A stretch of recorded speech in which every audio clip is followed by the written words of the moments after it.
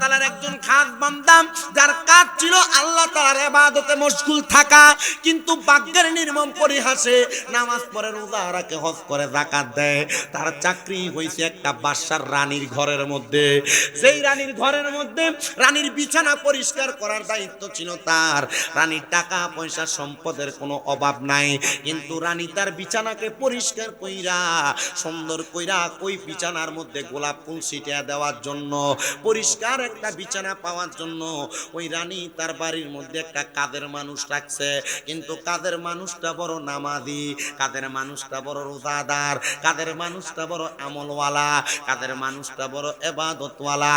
কিন্তু আমাদের সমাজের মহিলারা নিজের খায় নিজের পরে কিন্তু নামাজ পড়ে না, নিজের খায় নিজের পরে কিন্তু রোজা রাখে না, নিজের খায় নিজের পরে কিন্তু পর্দা করে না।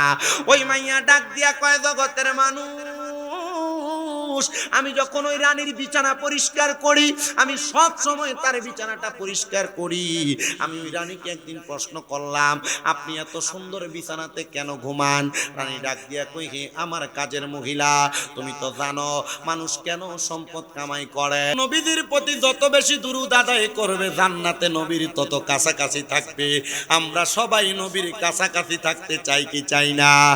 তারা যারা কাছাকাছি থাকতে চাই মুহাব্বতে দুরূদ শরীফ পড়েন, আল্লাহুম্মা সাল্লি মাওলানা ওয়া আলা আলি সাইয়্যিদিনা। দয়াল নবীর এশকের আগুন সে যার কলি জাগায় প্রাণ বরিয়া জানাই সালাম ওই নবীজির পাক রওজায়। আল্লাহুম্মা সাল্লি মারহাবা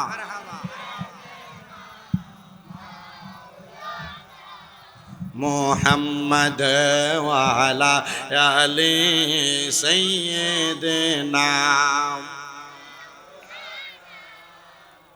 আল্লাহ আল্লাহ আল্লাহ লা ইলাহা, ও জোরে আল্লাহ আল্লাহ।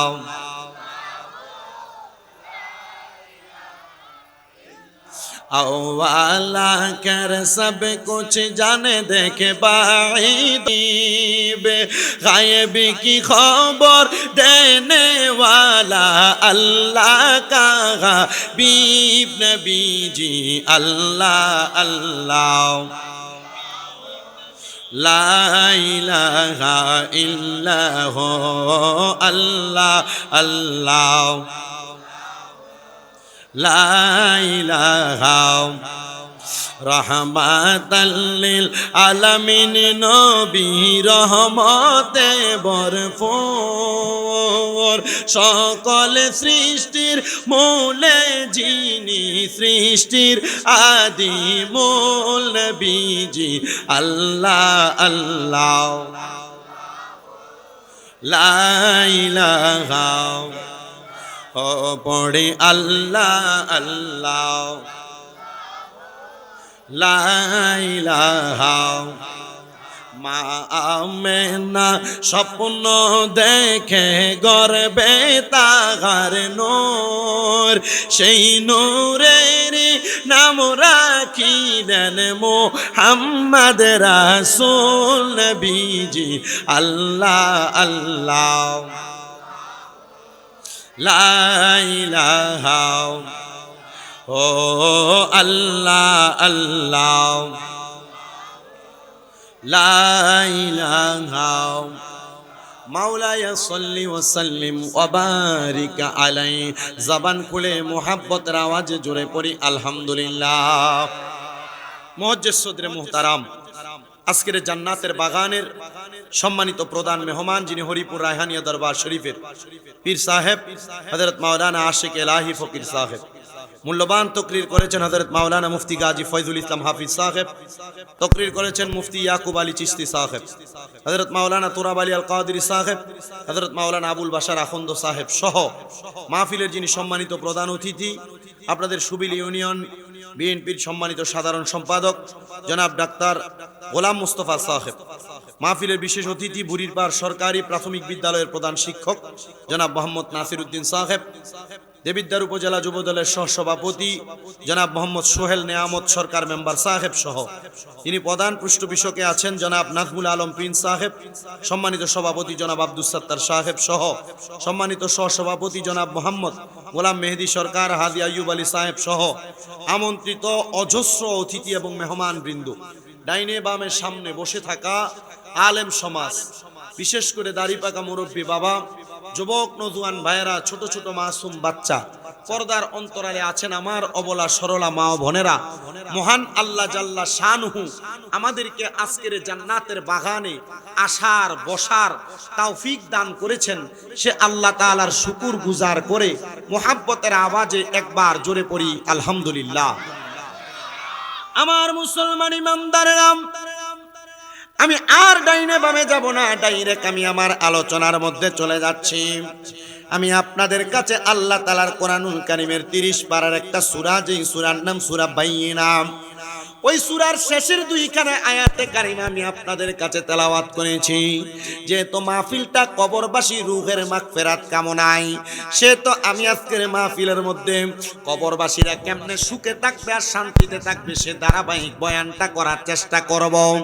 আল্লাহ কোরআনে বলেন, বিসমিল্লাহির রহমানির রহিম, ইন্নাল্লাযীনা আমানু ওয়া আমিলুস সালিহাতি উলাইকা হুম খায়রুল বারিয়া। জবান খুলে উচ্চ কণ্ঠে জোরে জোরে পড়েন আল্লাহু আকবার। আল্লাহ রাব্বুল আলামিন বলেন, নিশ্চয় যাহারা ঈমান এনেছে এবং নেক আমল করেছে, আল্লাহ বলেন উলাইকা হুম খায়রুল বারিয়া, এরাই হইল দুনিয়ার সবচাইতে ভালো মানুষ, এরাই হইল দুনিয়ার সবচাইতে নেককার মানুষ, এরাই হইল দুনিয়ার সবচাইতে বড় ঈমানদার মানুষ। হে আল্লাহ রাব্বুল আলামিন, আপনি বলেন না তার মানে যারা নেক আমল করে এবং ঈমান আনয়ন করে তাদেরকে আপনি বললেন তারাই নাকি সবচাইতে ভালো মানুষ? আল্লাহ তাদের পরিচয় আপনি আমাদের কাছে জানায়া দেন না। আল্লাহ বলে, বান্দা আয়াতে কারিমার শেষের আয়াতের শেষের দিকে আল্লাহ বলে তারা হলো ওই বান্দা রাদিয়াল্লাহু আনহুম ওয়া রাদু আন, যারা আমার আল্লাহর প্রতি রাজি খুশি হয়েছে, আর আমার আল্লাহ যাদের প্রতি রাজি খুশি হয়েছে তারাই হইল সেই ঈমানদার এবং নেককার বান্দা। ও আল্লাহ, কারা সেই বান্দা আপনি তাদের পরিচয় আমাদেরকে বলেন না। আল্লাহ তাআলা জানায়া দেয়, বান্দা যালিকা লিমান খশিয়া রব্বা, যারা আল্লাহকে সবচাইতে ভয় করেছে দুনিয়াতে, এরাই হইল পাক্কা ঈমানদার, এরাই হইল পাক্কা মুমিন এবং নেক আমল করেওয়ালা। আমাদের সমাজে আল্লাহকে ভয় করে, মাথায় টুপি লাগায়, শরীরে পাঞ্জাবি লাগায়, মুখে সুন্দর দাড়ি লাগায়া কত সুন্দর মুসলমান দাবি করে, হারামের টাকা খায়, সুদের টাকা খায়, ঘুষের টাকা খায়। আপনারা বলেন নামের ঈমানদার এমন অনেক আছে না নাই? এ মুসলমান শুধু আছে না, এমন খারাপ লোক যারা সুদের টাকা ঘুষের টাকা পরের হক মাইরা মাইরা খায়। সমাজের মানুষ এদেরকে দূরে নিয়ে মসজিদের সভাপতি বানায়, সমাজের মানুষ এদেরকে দূরে নিয়ে মসজিদের সেক্রেটারি বানায়, সমাজের মানুষ এদেরকে এলাকার সর্দার আর মাতাব্বর বানায়। কথা কন্যা ঠিক কিনা? আমরা তাদের দিকে যাচ্ছি না। আমরা জানি যারা হারাম খায়, পরের হক মেরে মেরে খায়, যারা সুদের টাকা ঘুষের টাকা খায়, ওই মানুষগুলো হারাম করে এবং বদ মানুষ। কিন্তু আমি আজকে আপনাদের কাছে ওই বদ মানুষের বয়ান করতে চাই না।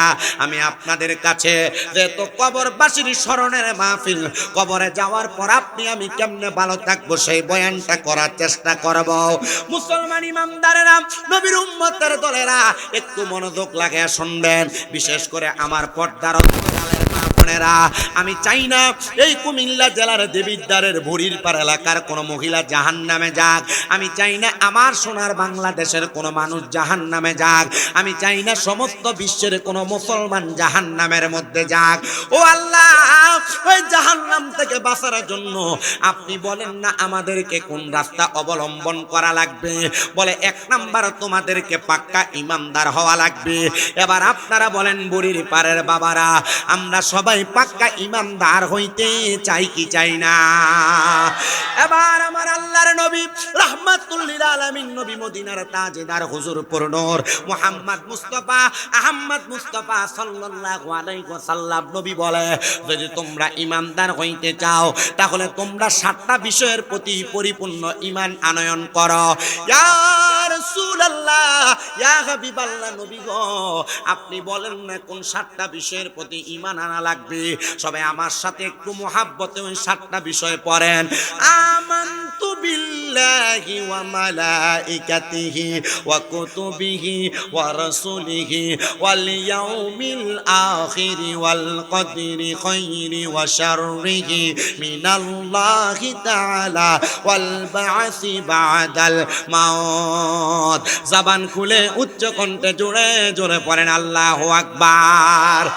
এই 7টা বিষয়ের প্রতি যারা ঈমান আনয়ন করার পর নামাজ আদায় করবে তাদের নামাজ হবে জান্নাতি নামাজ। এই 7টা বিষয়ের প্রতি ঈমান আনয়ন করার পর যারা রোজা রাখবে তাদের রোজাটা হবে জান্নাতি রোজা। এই 7টা বিষয়ের প্রতি ঈমান আনয়ন করার পর যারা নেক আমল করবে, দান সদকা করবে, তাদের দান সদকা আর নামাজ আর ইবাদত সব হবে জান্নাতি ইবাদত। ও আল্লাহ, আপনার কাছে জানতে চাই, এবার আপনি আমাদেরকে 7টা বিষয়ের ব্যাপারে বলেন। এবার আপনাদের কাছে আমার একটা প্রশ্ন বাবা, আল্লাহ কোরআনে নামাজের কথা বলে কি বলে না? আসতে বলছে, নামাজের কথা বলে কি বলে না? নামাজের বিষয়টা কিন্তু ঈমান না আমলের বিষয়। আমাদেরকে আগে ঈমানটারে পরিপূর্ণ করা লাগবে। ও বন্ধু, আল্লাহ নামাজের কথা বলেছেন আকিমুস সালাত, কিন্তু আল্লাহ তাআলা এই আকিমুস সালাত নামাজটা কয় রাকাত, কয় ওয়াক্ত আল্লাহ কিন্তু কোরআনুল কারীমের মধ্যে বলেন নাই। এই কথাগুলো আবার হাদিসের মধ্যে বলেছেন।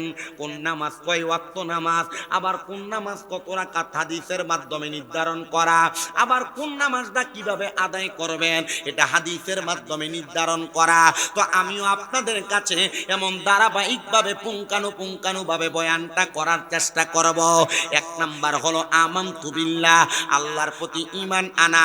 আল্লাহর প্রতি ঈমান কোনটা? আল্লাহ এক, কুল হুয়াল্লাহু আহাদ, আল্লাহ এক বলে সাক্ষ্য প্রদান করা, আল্লাহ ছাড়া কাউকে সেজদা না দেওয়া, আল্লাহ ছাড়া কারোর কাছে মস্তক অবনত না করা, আল্লাহ ছাড়া কারোর কাছে কোনো কিছু না চাওয়া। দেখবেন মাঝে মাঝে বাতিল ফিরকার আমরা যারা আহলে সুন্নাত ওয়াল জামাতের আকীদা ওয়ালা দাবি করি, আমাদেরকে বলে আমরা নাকি মাজারের মধ্যে যে কোনো কিছু চাই। আমি আজ পর্যন্ত কোনো মুসলমানকে দেখি নাই যারা মাজারের কাছে যা চায়।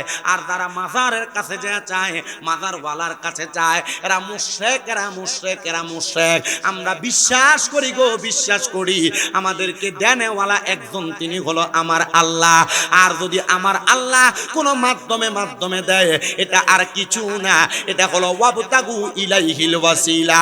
মাজারের মধ্যে যে আল্লাহর নেককার বান্দা আছে, মদিনা শরীফে নবীজির রওজা মুবারকে আছে, নবীজির যত সাহাবায়ে কেরাম আছে, আমরা যখন বলবো আল্লাহ আমি গুনাহগার, আমি বদকার, আমি সিয়াকার, আমি আপনাকে দেখাইবার মতো আমার কাছে কোনো নেক আমল নাই, তবে আপনার হাবিবের ওসিলায়, আপনার সাহাবায়ে, আপনার নবীর সাহাবায়ে কেরামের ওসিলায়, আল্লাহর ওয়ালিদের ওসিলায় আপনি আমাদেরকে একটা সন্তান দান করেন। ও বাবা, আল্লাহর ওলি যারা তাদের ওসিলায় সন্তান কামনা করবেন, তবে আল্লাহর ওলিদের কাছে চাইবেন না। এবার আপনারা বলেন, আমরা সবাই এক আল্লাহর প্রতি বিশ্বাস, এক আল্লাহকে সেজদা, আল্লাহ ছাড়া কাউকে সেজদা করা কি ভালো না খারাপ? আরে কইয়া লাগতো আপনারা ইটা হাসার দরকার না। এ বালার খারাপ কইতে কইতে শিখবে, কথা কইলে। আর যদি এখন ধমক দিয়া বাইর করে দেন, এ ফলা জীবনে ডরে মাহফিলের কাছে যাইতে চিন্তা করবো, মাগো মাহফিলে গেলে ধমক দেয়। হ্যাঁ, ঠিক না? এটা এটা আমাদের এলাকায় বিশেষ করে বিভিন্ন মসজিদের ভিতরে দেখা যায় একটু স্যাংরা টাইপের মুরব্বি আছে, যারা মনে করেন যে এই কুকুর ভাদর মাস আসলে দেখেন এটার কাছে দিয়ে কেউ আঁটতে গেলে যেমন কুকুর কাউ কাউ করে ওঠে, এই মসজিদের ভিতরে ছোট ছোট ফোলাফান গেলে মুরব্বি কুত্তার মতো। কথা কন না কেন? আপনার কি মনে কষ্ট হইতেছে?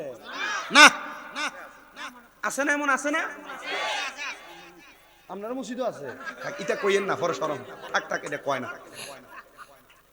এমন সব এলাকার মসজিদে মসজিদে দুই একজন আছে না নাই? তো কাজটা কি হয়? তো যখন এই ফোলারে ধমক দেয়, এই ফলা ফরের বার আর মসজিদে যায় না। কেন যায় না? ওরা চিন্তা মাগু বেটা আমার ধমক দিব, ঠিক আছে কিনা? এই জন্য আমি একটা সিস্টেম শিখিয়ে দিই, আপনারা ফুলাফান যেন মসজিদে যায়। আব্বা আল্লাহর নবী বলেন তোমাদের ভবিষ্যৎ বড় খারাপ।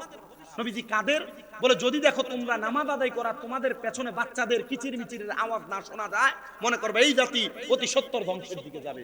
কারণ কি? বাচ্চা মসজিদে যাবে, দুষ্টামি করবে, খেলাধুলা করবে। এই বাচ্চাটাই কিন্তু একদিন এভাবে খেলাধুলা করতে করতে আসতে যাইতে যাইতে মসজিদের 5 ওয়াক্ত নামাজি হবে। আমি মদিনা শরীফ যখন গেছি, মদিনা শরীফের বাবে জিব্রাইল একটা দরজা আছে। এই বাবে জিব্রাইল দরজা জান্নাতুল বাকিয়ার মদিনা শরীফ আল্লাহ রাসূলের রওজা থেকে পিছন বরাবর মাঝ বরাবর, এই বাবে জিব্রাইলের বরাবর যে জায়গা, এই জায়গার ভিতর আমি দেখছি মদিনা শরীফের ছোট ছোট ছোট ছোট বাচ্চারা পড়তেছে।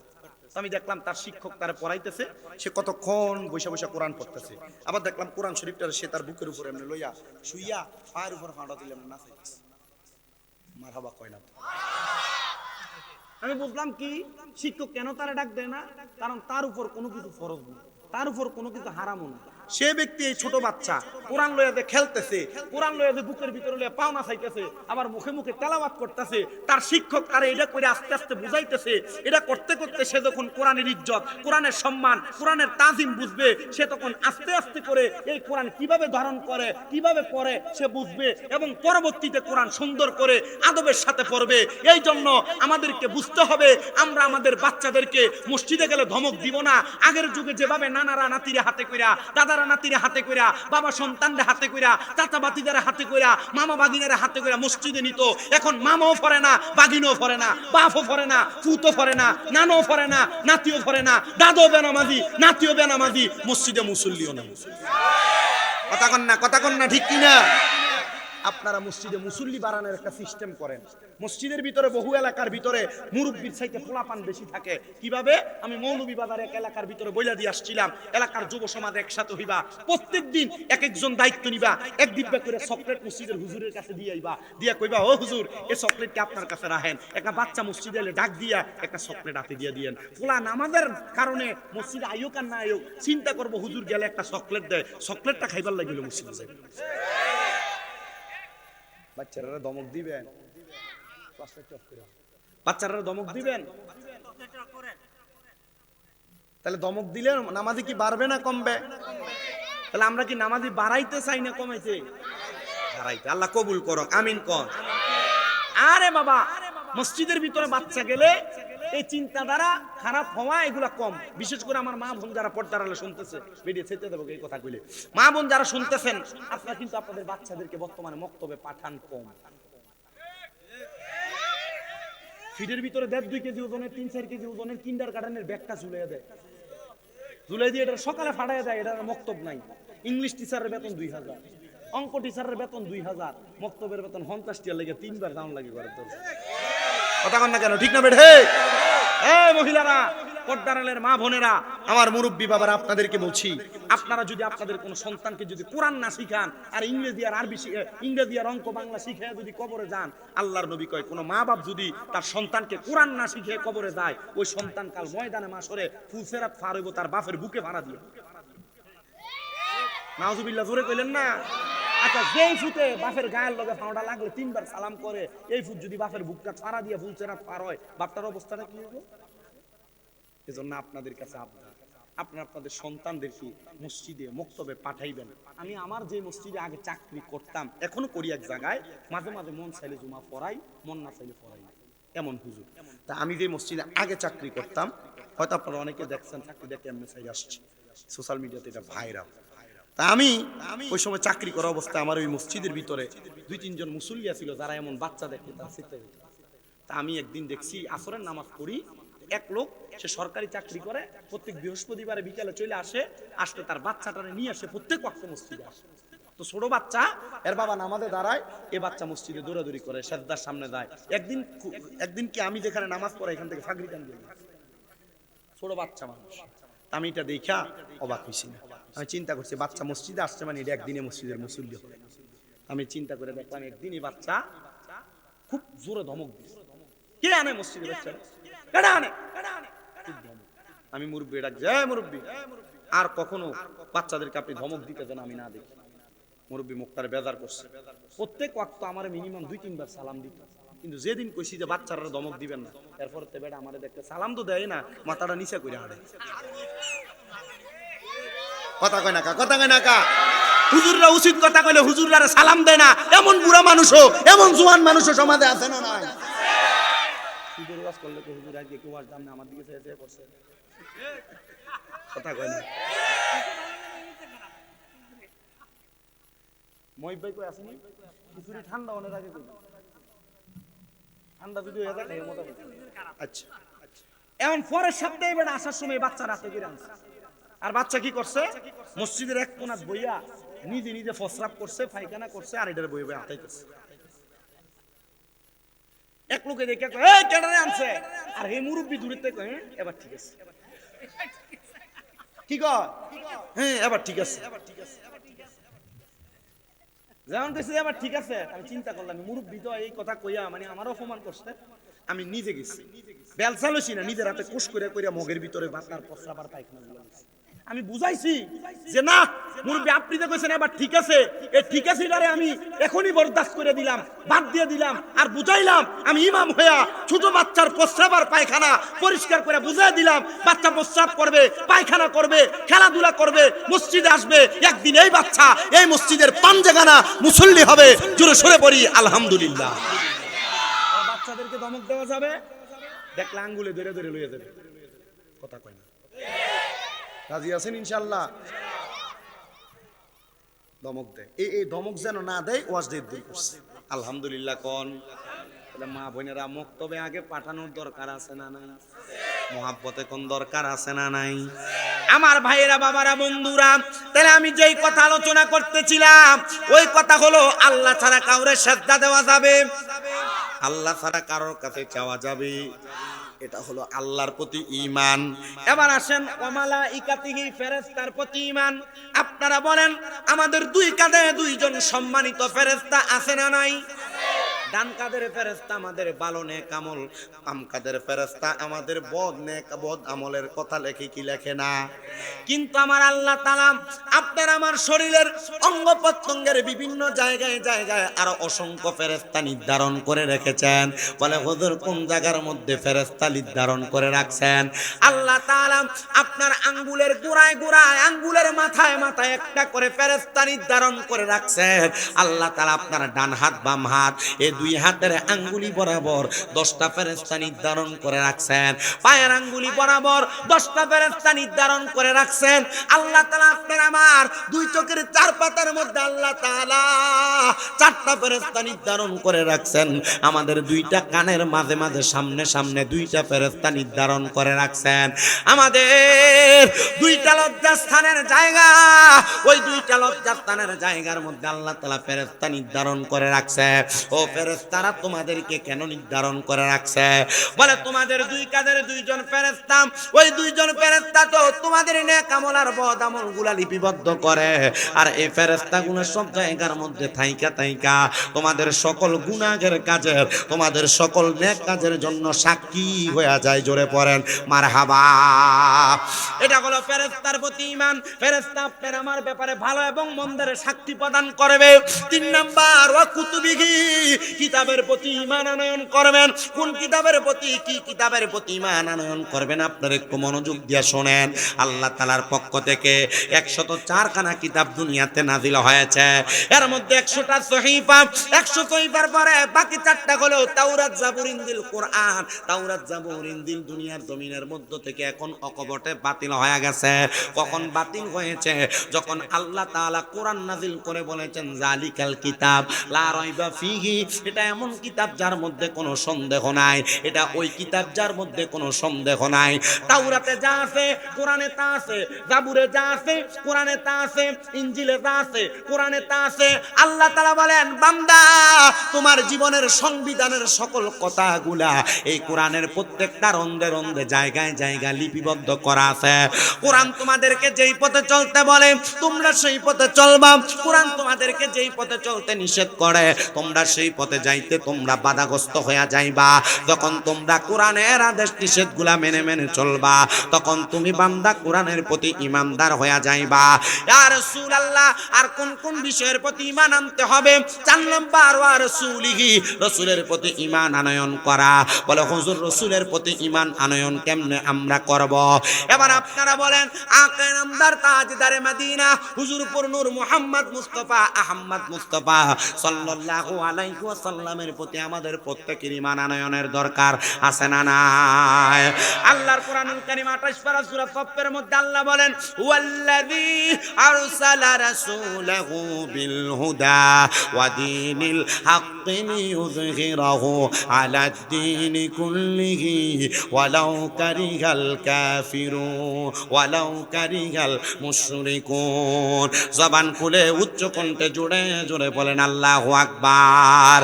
আল্লাহ তাআলা বলেন, তোমাদের কাছে একজন রাসূল আগমন করেছে, যিনি সত্য ধর্ম এবং হেদায়েতের বাণী নিয়ে তোমাদের কাছে আগমন করেছে, কিন্তু মুশরিক যারা, তারা এই হেদায়েতের বাণীকে মানতে চায় না। এ মুসলমান ইমানদার, ওই রাসূল আমাদের কাছে হেদায়েতের বাণী, হেদায়েতের নূর নিয়ে আগমন করেছে, এটা আমরা যেমন মানি ইহুদিরাও কিন্তু তেমন মানত। কিন্তু এই রাসূল কিভাবে আগমন করেছে, ওই রাসূলের আগমনের কথাগুলো মানতে বড় কষ্ট হয় আমাদের সমাজের অনেক আলেম উলামার, আমাদের সমাজের অনেক সাধারণ পাবলিকের। আমি বলবো, তারা যেমন কথা আপনাকে বলুক না বলুক, আপনি একটা কথার প্রতি ঈমান রাখবেন। আপনি আমি ইন্তেকাল করার পর কবরের মধ্যে প্রশ্ন করা হবে, মান রব্বুকা ওয়া মান দীনুকা, আপনি বলবেন রব্বি আল্লাহ দীনি আল ইসলাম, কিন্তু আপনারে আমারে কবরের মধ্যে প্রশ্ন করবে, ওমান হাজার রাসূল, এই ব্যক্তিকে তুমি চিনো কিনা? এই ব্যক্তিকে, আপনার আমার রাসূল আপনার আমার সামনে দাঁড়িয়ে থাকবে, কিন্তু আপনাকে মৌলভী সাহেব কত সুন্দর বুঝাইতেছে, এই রাসূল মাটির রাসূল, এই রাসূলকে তুমি মানো কেন? যেই রাসূল মাটির নবী, এই নবী আমাদের নবী, যেই নবী নূরের নবী, সেই নবীকে তালাক দিলাম, এমন কথা বলে আলেম উলামা। এরা আলেম দাবি করে না। আল্লাহ কোরআনুল কারীমের মধ্যে বলতেছেন, কদ জাআকুম মিনাল্লাহি নূরু ওয়া কিতাবুম মুবিন। বেশি উপরের ক্লাসের কিতাব পড়া লাগবে না, তাফসীরে জালালাইন শরীফ, এটা আমরা যারা আলিয়া মাদ্রাসায় পড়ালেখা করেছি আমাদেরকে পড়ায়, কওমি মাদ্রাসার মধ্যে তাফসীরে জালালাইন শরীফ পড়ায়। শুধু তাই নয়, যারা যারা অন্যান্য আকীদার লোক, তারাও তাফসীরে জালালাইন তেলাওয়াত করে।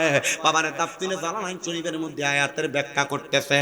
এই মাত্র তোমাদের নিকট আসিয়াছে আল্লাহর পক্ষ থেকে একটা কিতাব, এবং স্পষ্ট একটা কিতাব এবং আল্লাহর নূর, ইয়ানে নূরুম বামানা মুহাম্মাদুর রাসূলুল্লাহ সাল্লাল্লাহু আলাইহি ওয়াসাল্লাম নবী। আল্লাহ তাআলা ওই নবীকে নূরের নবী বলে বোঝাইলেন। মুসলমান ইমানদার আপনারা বলতে পারে, আল্লাহ না সূরা ইয়াসিনের মধ্যে বলেছেন, ওই নবী আমাদের মতো সাধারণ মানুষ, ওই নবী আমাদের মধ্য থেকে একজন মানুষ হিসেবে প্রেরণ হয়েছে।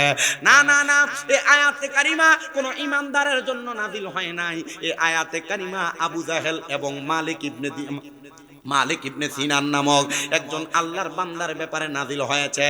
আল্লাহ রাসূল যখন মানুষকে ইসলামের দাওয়াত দেয়, আল্লাহ রাসূল যখন মানুষকে মানুষের সামনে দাঁড়ায়া আঙ্গুলের ইশারা দিয়ে আকাশের চন্দ্ররে দ্বিখণ্ডিত করে দেয়, এবার ওই এলাকার মধ্যে থাকা অবস্থায় আবু জাহেল সহ অন্যান্য বাতিলেরা, ইহুদিরা, তারা বলতেছে, মুহাম্মদের সামনে যাও না, মুহাম্মদ জাদু করে। তখন আল্লাহ বলে দিয়েছেন, ইয়া রাসূলুল্লাহ, আপনি তাদেরকে বলে দেন যে আপনি তাদের মতো একজন সাধারণ মানুষ।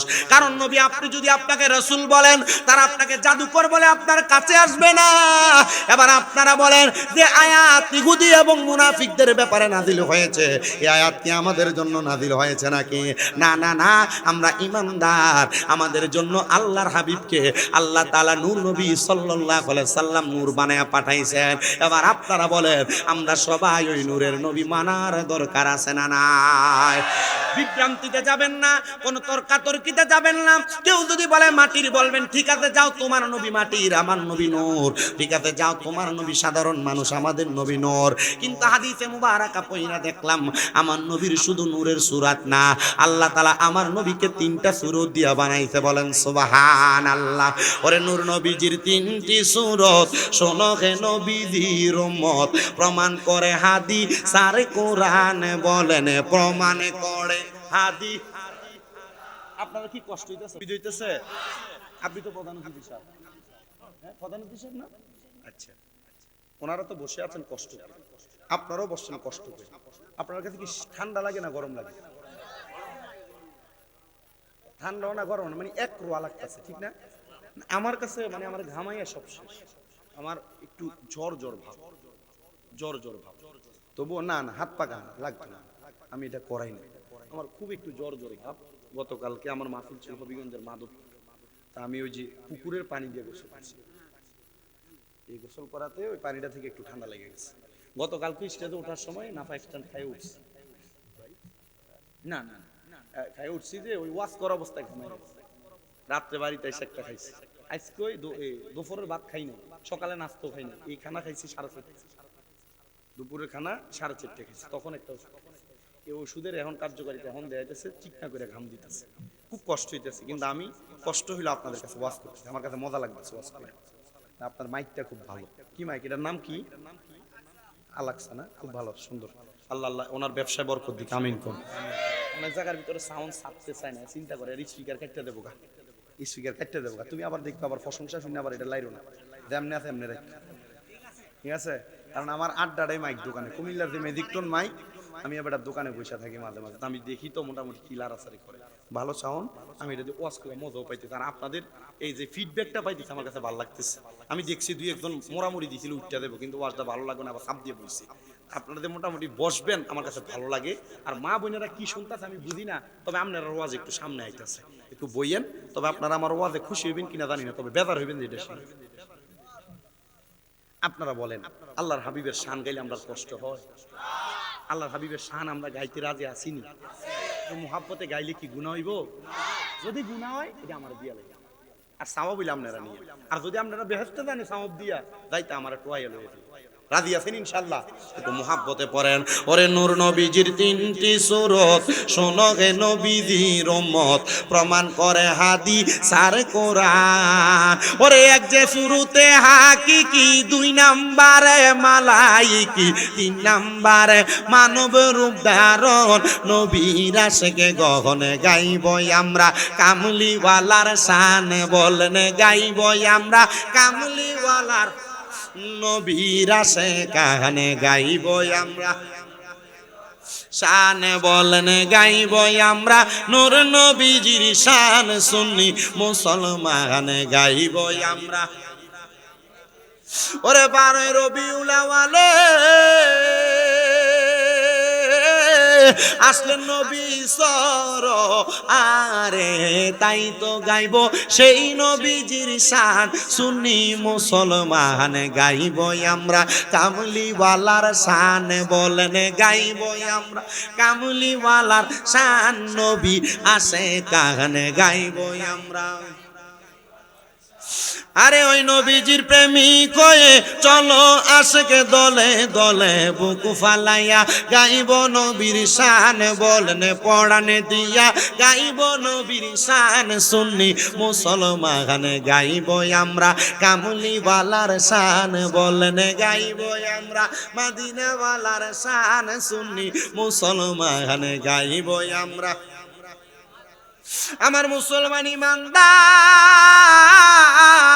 ওই আল্লাহ তাআলা নবীরে অনেকগুলা সূরত দিবেন, কিন্তু আমার নবীর আসলি সূরত হলো নূরানি সূরত। ওই নবীরে যদি আপনি নূরের নবী মানেন, কবরে যাওয়ার পর আপনি যখন নূরের নবীর নূরানি চেহারা দেখবেন, তখন আপনি নবীকে চিনা লাগবে না।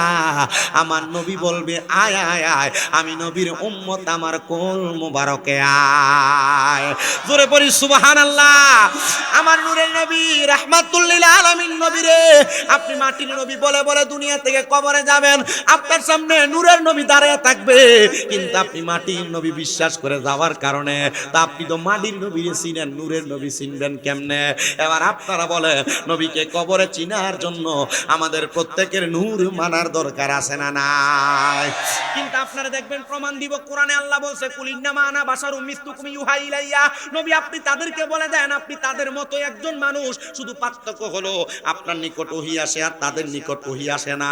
ভাই সাহেব আল্লাহর রাস্তায় আমার এখান থেকে একটা ফুল দেন, দেন না, তাড়াতাড়ি দিয়ে লেছো। আমি আপনাদের সবার কাছে জানতে চাই, আল্লাহ যে কোরআনে বলছে কুলিন্নামা আনা বাশারুম মিসলুকুম ইউহা ইলাইয়া, নবী আপনি তাদেরকে বলে দেন আপনি তাদের মতো একজন মানুষ, শুধু পার্থক্য আপনার নিকট ওহী আসে তাদের নিকট আসে না। আল্লাহ কোরআনে বলছে নবী মানুষের মতো, আর আমি বলছি এটা ফুলের মতো, তবে এটা ফুল না। এবার আপনারা কোন আমার কথাটা সত্য না মিথ্যা? এটা কি ফুল নাকি? এটা ফুলের মতো। ফুল যেটা গাছে ধরে, এটার ঘ্রাণ আছে, এটা গাছেও ধরে না, এটার ঘ্রাণও নাই, এটা ফুলের মতো, ফুল না। নবী মানুষের মতো, মানুষ না। আল্লাহ তাআলা নবীকে নূরানি সুরত দিয়া দুনিয়াতে পাঠাইছে, মানবীয় কাবার পরে পাঠাইছে। এজন্য আমরা নবীকে নূর মানি, এটা আমাদের আকীদা। আর কেউ যদি বলে মাটি, বলবেন এটা আপনার আকীদা, আপনি মানেন, আপনার সঙ্গে আমার কোনো দ্বন্দ্ব নাই, ঝগড়া নাই, ফাসাদ নাই, এটা তার মতো থাকবে। আল্লাহ আমাদের সবাইকে মানার তৌফিক দেখ, পড়েন আমিন। আর মহাব্বতে পড়েন আমিন। তাইলে রাসূলের প্রতি আকীদা, রাসূলের প্রতি ঈমান আমাদের থাকার দরকার আছে না নাই? মহাব্বতের আওয়াজে বলেন আছে না নাই? এবার আপনারা বলেন ওই রাসূলের প্রতি কোরআন যিনি নাযিল করছে তিনার নাম কি? তিনার নাম কি? ওই রাসূলের প্রতি কোরআন নাযিল করছেন আমার আল্লাহ। ওই রাসূল যে কোরআন নিয়ে আসছে, আল্লাহ তো বলছে ওই রাসূল যে কিতাব নিয়ে আসছে, ওই রাসূলের কিতাব হলো হুয়াল্লাযী আরসালা রাসূলাহু বিল হুদা ওয়া দীনিল হক, সত্য ধর্ম এবং হেদায়েতের বাণী। হেদায়েতের বাণী হলো এই কোরআনের বাণী। এবার আপনারা বলেন এই কোরআনের বাণীগুলো সত্য না মিথ্যা? জোরে কয় না সত্য না মিথ্যা? আল্লাহ কয় হেদায়েতের বাণী নিয়ে কোরআন আনছে। আল্লাহ কোরআনে কয় ইন্নাল্লাহা আলা কুল্লি শাইইন কদির। মারহাবা কোন? নিশ্চয় সকল ক্ষমতার মালিক আল্লাহ, নিশ্চয় সকল ক্ষমতার সর্বশক্তিমান আল্লাহ। আর মৌলবী কত সুন্দর ফতুয়া দেয়, আল্লাহর সর্বশক্তিমান বলা শিরিক। হইলো কথা হইলো?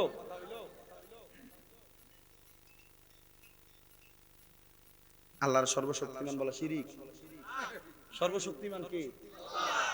যে হুজুর কইছে, আমার এলাকায় হুজুরের দলের 2-3 জন আছে, আমার কইতেছে, আমি কারোর বিরোধিতা করি না, আমি শুধু কথাটা মানতেছি। আমার কইতেছে ভাতিজা তোমরা লগে তো আমরা, আমরা লগে আমরা মানি, কথা কইয়ে শেষ করতাম যে আমরা লগে আমরা মানি না, ইয়া কথা কইতাম ইয়া ভোটটা, আমি কই ভোটটা মানি না, ইয়া মানে এভাবেই বলতেছে, আমি যেভাবে বলছি ইয়া, আমি কই না কাকা কাহিনী কি না, তোমার কইলে তো তুমি দরবারে আমরা মৌলবী সাহেবরা হুজুর এইটা কয়। আমি কই যে মৌলবী সাহেব এটা কয়, মৌলবীরে তালাক দিয়ে দেয়। কথা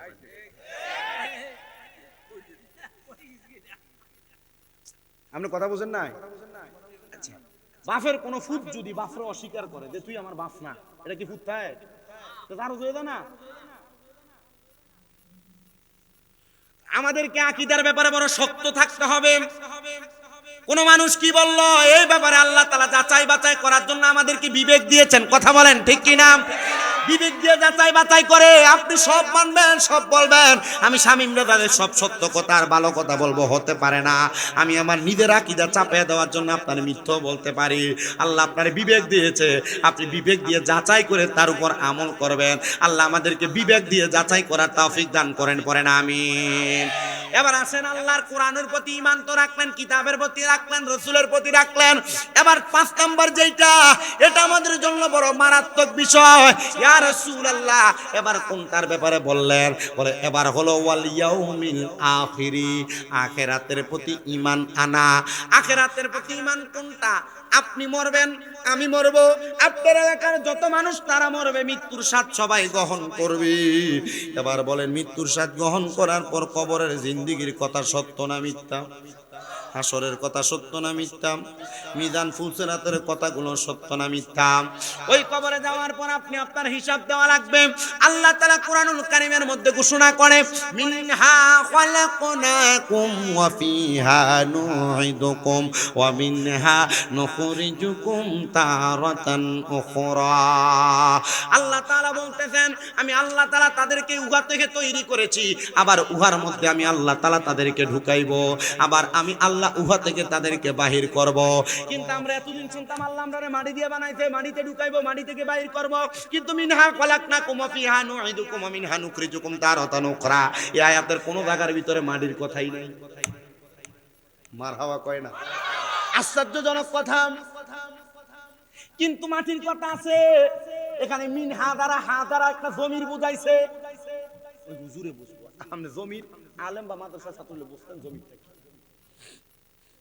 জমি দিয়ে আল্লাহ তাআলা ইসমে ইশারা দিয়ে বুঝাইছে। আয়াতের আগের অংশে মাটির কথা আছে, মারহাবা কোন। আল্লাহ তাআলা আমাদেরকে মাটি দিয়ে বানায়া মাটিতে ঢুকে আবার কেন মাটি থেকে উত্তোলন করবে আল্লাহ আপনার কাছে জানতে চায়।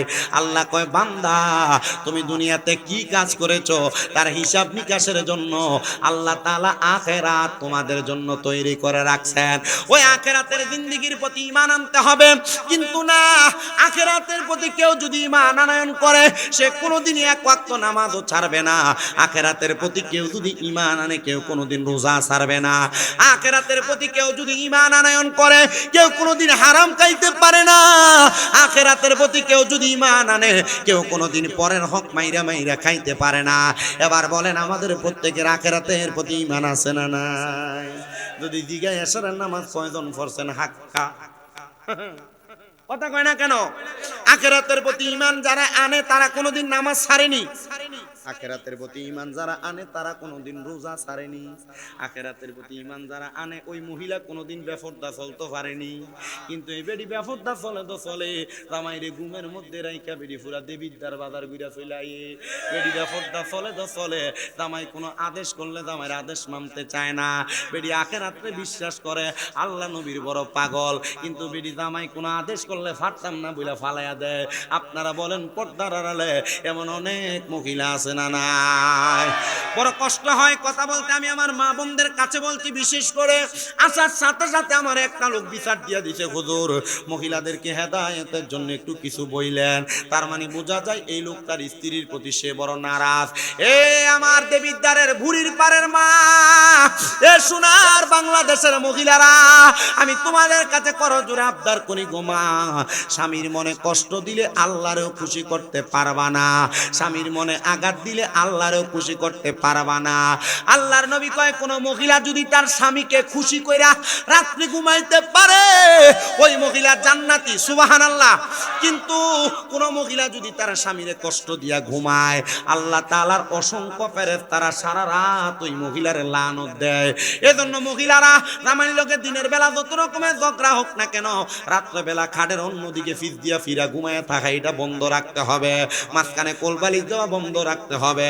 বাচ্চারা মাঝখানে শোয়া স্বামীর সাথে রাগ দেখানো বন্ধ রাখতে হবে। কিন্তু আমাদের সমাজের যারা বিয়ে করছে আর বউর লোকে কামে লাগছে কথা কন না কেন? ঠিক না বেঠে? এ মহিলারা আপনারা যারা স্বামীর সাথে নাকি কাইলে ধরছে, আরে বেড়াই ইতো তো কাইলে ধরা ভিডিওতে লাগবে না, যাইেন না বইয়েন না, আপনি যদি যাইবেন তা আবার খাবে কেন? এজন্য মহিলারা স্বামীর সাথে ঝগড়া যদি দিনের বেলা 12 মাসও হয়, কিন্তু রাত্র বেলা কি ঝগড়া থাকবে না বন্ধ হবে? কথা কয় না, থাকবে না, বন্ধ হবে। আল্লাহর নবী বলেন একটা মহিলা এবং একটা স্বামী তারা যখন রাত্র বেলা ঘুমায় তারা যেন একটা বালিশের মধ্যে ঘুমায়। জি ইয়া রাসূলুল্লাহ, এক বালিশে কেমনে ঘুমায়? একজন আরেকজনের গায়ে লগে লাগলেই তো কেমন জানি কারেন্টের মতো শর্ট করে। না না না না না, মহিলাদের কাছে করজোড়ে আবদার ঘুমা। আল্লাহর নবী কয় কোন মহিলা এবং তার স্বামী যখন রাত্র বেলা ঘুমায় তারা যেন স্বামী স্ত্রী একটা বালিশের মধ্যে ঘুমায়।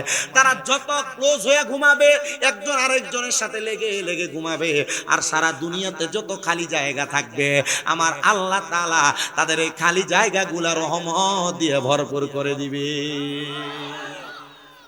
দেখছেন কোরআনুল কারীম সূরা বাকারা 187 নম্বর আয়াত আল্লাহ তাআলা বলেন স্বামী এবং স্ত্রী, জামাইয়ের জন্য স্ত্রী হলো তার লেবাস পোশাক, আর স্ত্রীর জন্য তার স্বামী হলো লেবাস পোশাক। মারহাবা।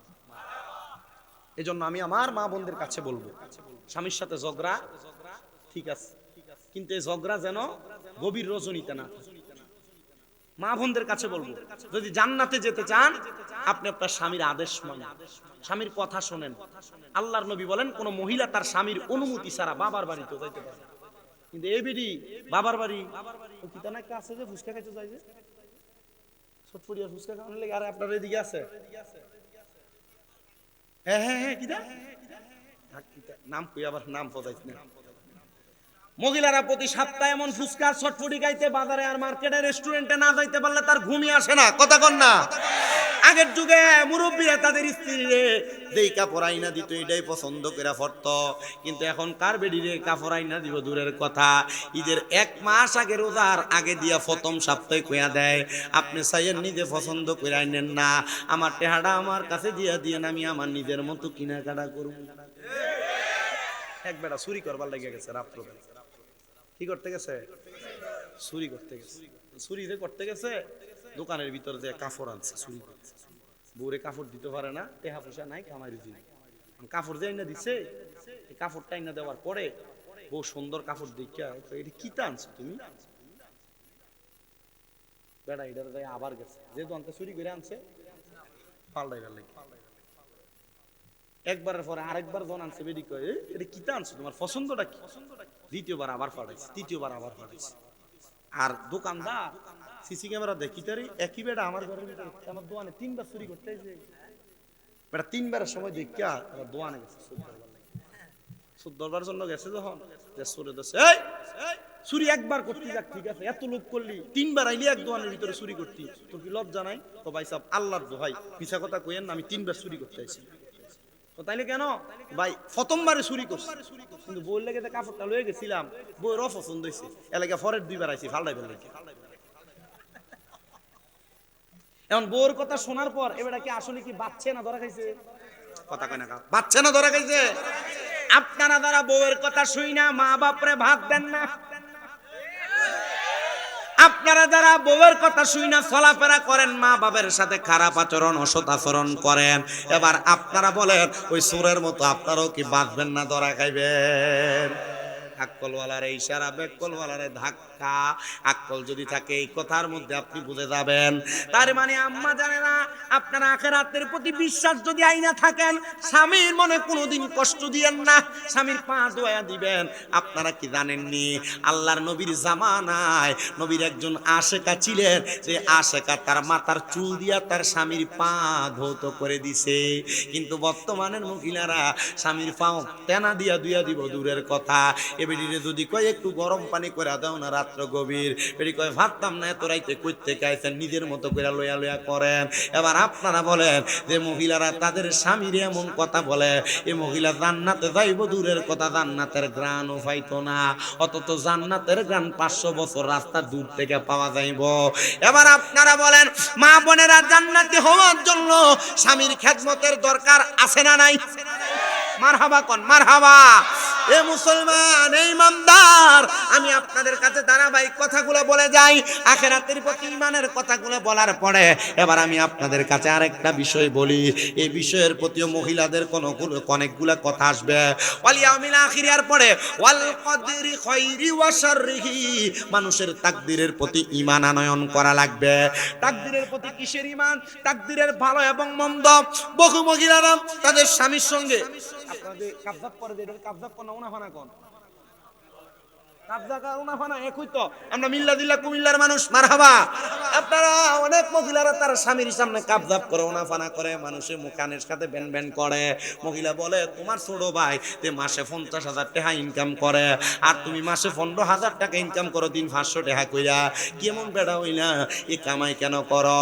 এ আমার মুরব্বী সমাজ, যুব সমাজ, পর্দার অন্তরালের মা বোনেরা, তোমার স্বামী যদি 15,000 টাকা না 15 টাকা ইনকাম করে, তোমার স্বামী যদি 10 টাকা ইনকাম করে, তুমি এটার উপরে শুকরিয়া আদায় করবা, তোমার তকদিরের ভালো এবং মন্দ মাইনা নিবা। কারণ কি? কারণ কি? কারণ কি? তুমি যদি তকদিরের ভালো এবং মন্দটা মাইনা নাও, দেখবা আমার আল্লাহ তাআলা 50,000 টাকা কামাই করেন না বেটা যে শান্তি পায়, তোমার 50 আর 500 টাকা 5,000 টাকার মধ্যে শান্তি দান করবে। এবার আপনারা বলেন আমরা সবাই শুকরিয়া আদায় করার দরকার আছে না নাই? কিন্তু আমাদের মাঝে মুনাফিকের খাসিয়ত চলে আসছে। মুনাফিক আল্লাহ আমাদেরকে দিয়েছেন, কিন্তু আমরা আল্লাহ তাআলার দরবারে শুকরিয়া আদায় করি না। এবার আপনারা বলেন শুকরিয়া আদায় করার দরকার আছে না নাই? মনে রাখতে হবে মুনাফিকের 3 খাসিয়ত। তারা যখন কথা বলে মিথ্যা কথা বলে, তারা যখন ওয়াদা করে ওয়াদা খেলাফ করে। মুনাফিকের আরেকটা আলামতের মধ্যে যেটা প্রকাশ্য আলামত, ওই আলামত যদি আপনাদের কাছে বলি তাহলে আর জমিনের মধ্যে দেখবেন আপনিও ধরা আমিও ধরা। এবার আপনারা বলেন আমরা মুনাফিকের আলামতগুলা বর্জন করার দরকার আছে না নাই? তাহলে আমাদের তকদিরে যা আছে আমাদেরকে তাই মানতে হবে। কথা বলেন ঠিক না বেঠে? আল্লাহর নবী বলে শুধু তাই নয়, ওয়াল কদরি খাইরি ওয়া শাররিহি মিনাল্লাহি তাআলা ওয়াল বাসি বাদাল মাউত। আল্লাহ তাআলা আপনারে আমারে মৃত্যুবরণ করার পরে আবার উত্তোলন করবে, বাদাল মাউত মৃত্যুর পরে আবার উত্তোলন করবেন। ও আল্লাহ, আপনি কেন উত্তোলন করবেন আপনার কাছে জানতে চাই। আমার আল্লাহ তাআলা আমার নবীর মাধ্যমে জানাইয়া দেয়, তারা ইমামদার তাদের জন্য ভালো উত্তোলন হবে, তারা বেঈমান তাদের জন্য খারাপ উত্তোলন হবে। ইমামদার যারা শোনো দেবিদ্বার এলাকার বুড়ির পাড়ের মানুষেরা আজকে দক্ষিণ পাড়া মনোমিয়া ব্যাপারীর বাড়ির কবরস্থান কবরবাসীর মাগফিরাত কামনায় জান্নাতের বাগানে যারা বসেছ, ইমানদার বান্দাদের জন্য আল্লাহ তাআলা কি রেডি করে রাখছে? আল্লাহ বলেন জাযাউহুম ইনদা রাব্বিহিম জান্নাতু আদিনিন তাজরি মিন তাহতিহাল আনহার। জবান খুলে জোরে জোরে পড়েন সুবহানাল্লাহ। যারা ইমানদার বান্দা আল্লাহ তাআলা তাদের জন্য একটা জান্নাত রাখছে, ওই জান্নাতের নাম হলো জান্নাতুল আদন। জোরে বলেন সুবহানাল্লাহ। ও আল্লাহ, আপনি যে জান্নাতুল আদন ইমানদার বান্দার জন্য রেডি করে রাখছেন, আল্লাহ আপনি বলেন না ওই জান্নাতুল আদনটা কেমন হবে, কত সুন্দর হবে। আল্লাহর নবী বলে উম্মতের দল শুনে রাখো, ওই জান্নাতুল আদন বড় সুন্দর। ইয়া রাসূলুল্লাহ, ইয়া হাবিবাল্লাহ, কেমন সুন্দর? কয় তাজরি মিন তাহতিহাল আনহার, এত সুন্দর। ওই জান্নাতের নিচে দিয়া আমার আল্লাহ তাআলা একটা নহর প্রবাহিত করছে, নদী প্রবাহিত করছে। ওই নদীর মধ্যে মজার মজার পানি আর শরাব রাখছেন। এ মুসলমান, ওই নদীর মধ্যে একরকম না, আল্লাহ তাআলা 4 প্রকারের পানি রেখে দিয়েছেন। এর মধ্যে একটা পানির নাম হলো শারাবান তাহুরা, পবিত্র পানি। যারা কোনোদিন পরের হক মেরে মেরে খায় নাই, যারা কোনোদিন মানুষের হক ঈমান আনছে, তাদেরকে আমার আল্লাহ তাআলা জান্নাতের ওই শারাবান তাহুরা পান করাবে। বলেন সুবহানাল্লাহ। আর একটা পানির নাম হলো ইন্না আতাইনাকাল কাউসার, ওই কাউসারের পানি আমার আল্লাহ তাআলা তাদেরকে পান করাবে। যারা আল্লাহ এবং তার রাসূলের প্রতি ঈমান আনয়ন করেছে, তাদেরকে আমার আল্লাহ তাআলা ওই জান্নাতের কাউসারের পানি পান করাবে। আরেকটা পানির নাম হলো জান্নাতের লাবান, মানে দুধ। ইয়া রাসূলুল্লাহ, কারা পান করবে? যারা মানুষের যারা দুনিয়ার জমিনের মধ্যে সুদ খায়, ঘুষ খায়, পরের হক মাইরা খায়, আল্লাহ তাআলা ওই জান্নাতের দুধ তাদেরকে পান করাবেন না। যারা কোনোদিন হারাম খায় নাই, পরের হক মাইরা খায় নাই, সুদের টাকা খায় নাই, ঘুষের টাকা খায় নাই, তাদেরকে ওই জান্নাতের দুধ পান করানো হবে। আরেকটা পানির নাম হলো জান্নাতের মধু। এ বাবা, আপনারা যারা মিথ্যা কথা বলেন, আপনারা যারা গালিগালাজ করেন, আপনারা সাবধান, সতর্ক থাকা লাগবে। এই জান্নাতের মধু যদি পান করতে চান, কখনো মিথ্যা কথা বলা লাগবে না, বলা যাবে না। জান্নাতের মধু যদি পান করতে যান, কখনো মুখ দিয়া গালিগালাজ করা যাবে না। কিন্তু আমাদের বন্ধু বান্ধব চলার পথে অনেককেই দেখা যায় যারা কথায় কথায় মিথ্যা কথা বলে, গালিগালাজ করে। চা দোকানের মধ্যে বৈশা বৈশা বন্ধু বান্ধবের আলাপের মধ্যে আপনারা বলেন এমন মিথ্যা এবং গালাগালি ফায়াসা কথা চলে কি চলে না? ত্যাগ করার দরকার, কথা কন না, ত্যাগ করার দরকার আছে। আল্লাহর নবী রাহমাতুল লিল আলামিন নবী আমার বলে, ওই জান্নাতের মধ্যে তোমাদেরকে রাখা হবে। যদি তোমরা ওই জান্নাতের মধ্যে থাকতে চাও, তাহলে তোমরা এমন এমন কাজগুলা করো। ইয়া রাসূলুল্লাহ, ওই জান্নাতে কতদিন থাকবো আপনি নবী বলেন না? নবী আমার আল্লাহ তাআলার কোরআনুল কারীমের মধ্যে ঘোষণা করে তেলাওয়াত করে শোনায়া দেয়, খালিদিনা ফিহা আবাদা, ওই জান্নাতের মধ্যে তোমরা চিরস্থায়ী বাসিন্দা হয়ে থাকবা। ও আল্লাহ, তারা কি চাইলেই জান্নাত থেকে বের হবে নাকি? আল্লাহর নবী ডাক দিয়ে কয় আবাদা, তারা জান্নাতে চিরস্থায়ী বাসিন্দা হয়ে থাকবে, বের হতে চাইবে না। আরে বাবা, সুন্দর দামি বাড়ি, সুন্দর দামি গাড়ি থাকলে কে চায় ভাঙ্গা বেড়ার ঘরে ঘুমাইতে? আল্লাহ তাআলা যেই জান্নাত আপনারে আমারে দিবে, আমরা সবাই ওই জান্নাতের মধ্যে থাকব। কিন্তু আমরা সম্পদের মায়ায় পইরা, টাকার মায়ায় পইরা, বাড়ির মায়ায় পইরা, গাড়ির মায়ায় পইরা, নারীর মায়ায় পইরা, সন্তান সন্ততির মায়ায় পইরা আমরা কিন্তু দুনিয়া এবং আখিরাতের কথা ভুলে যাচ্ছি।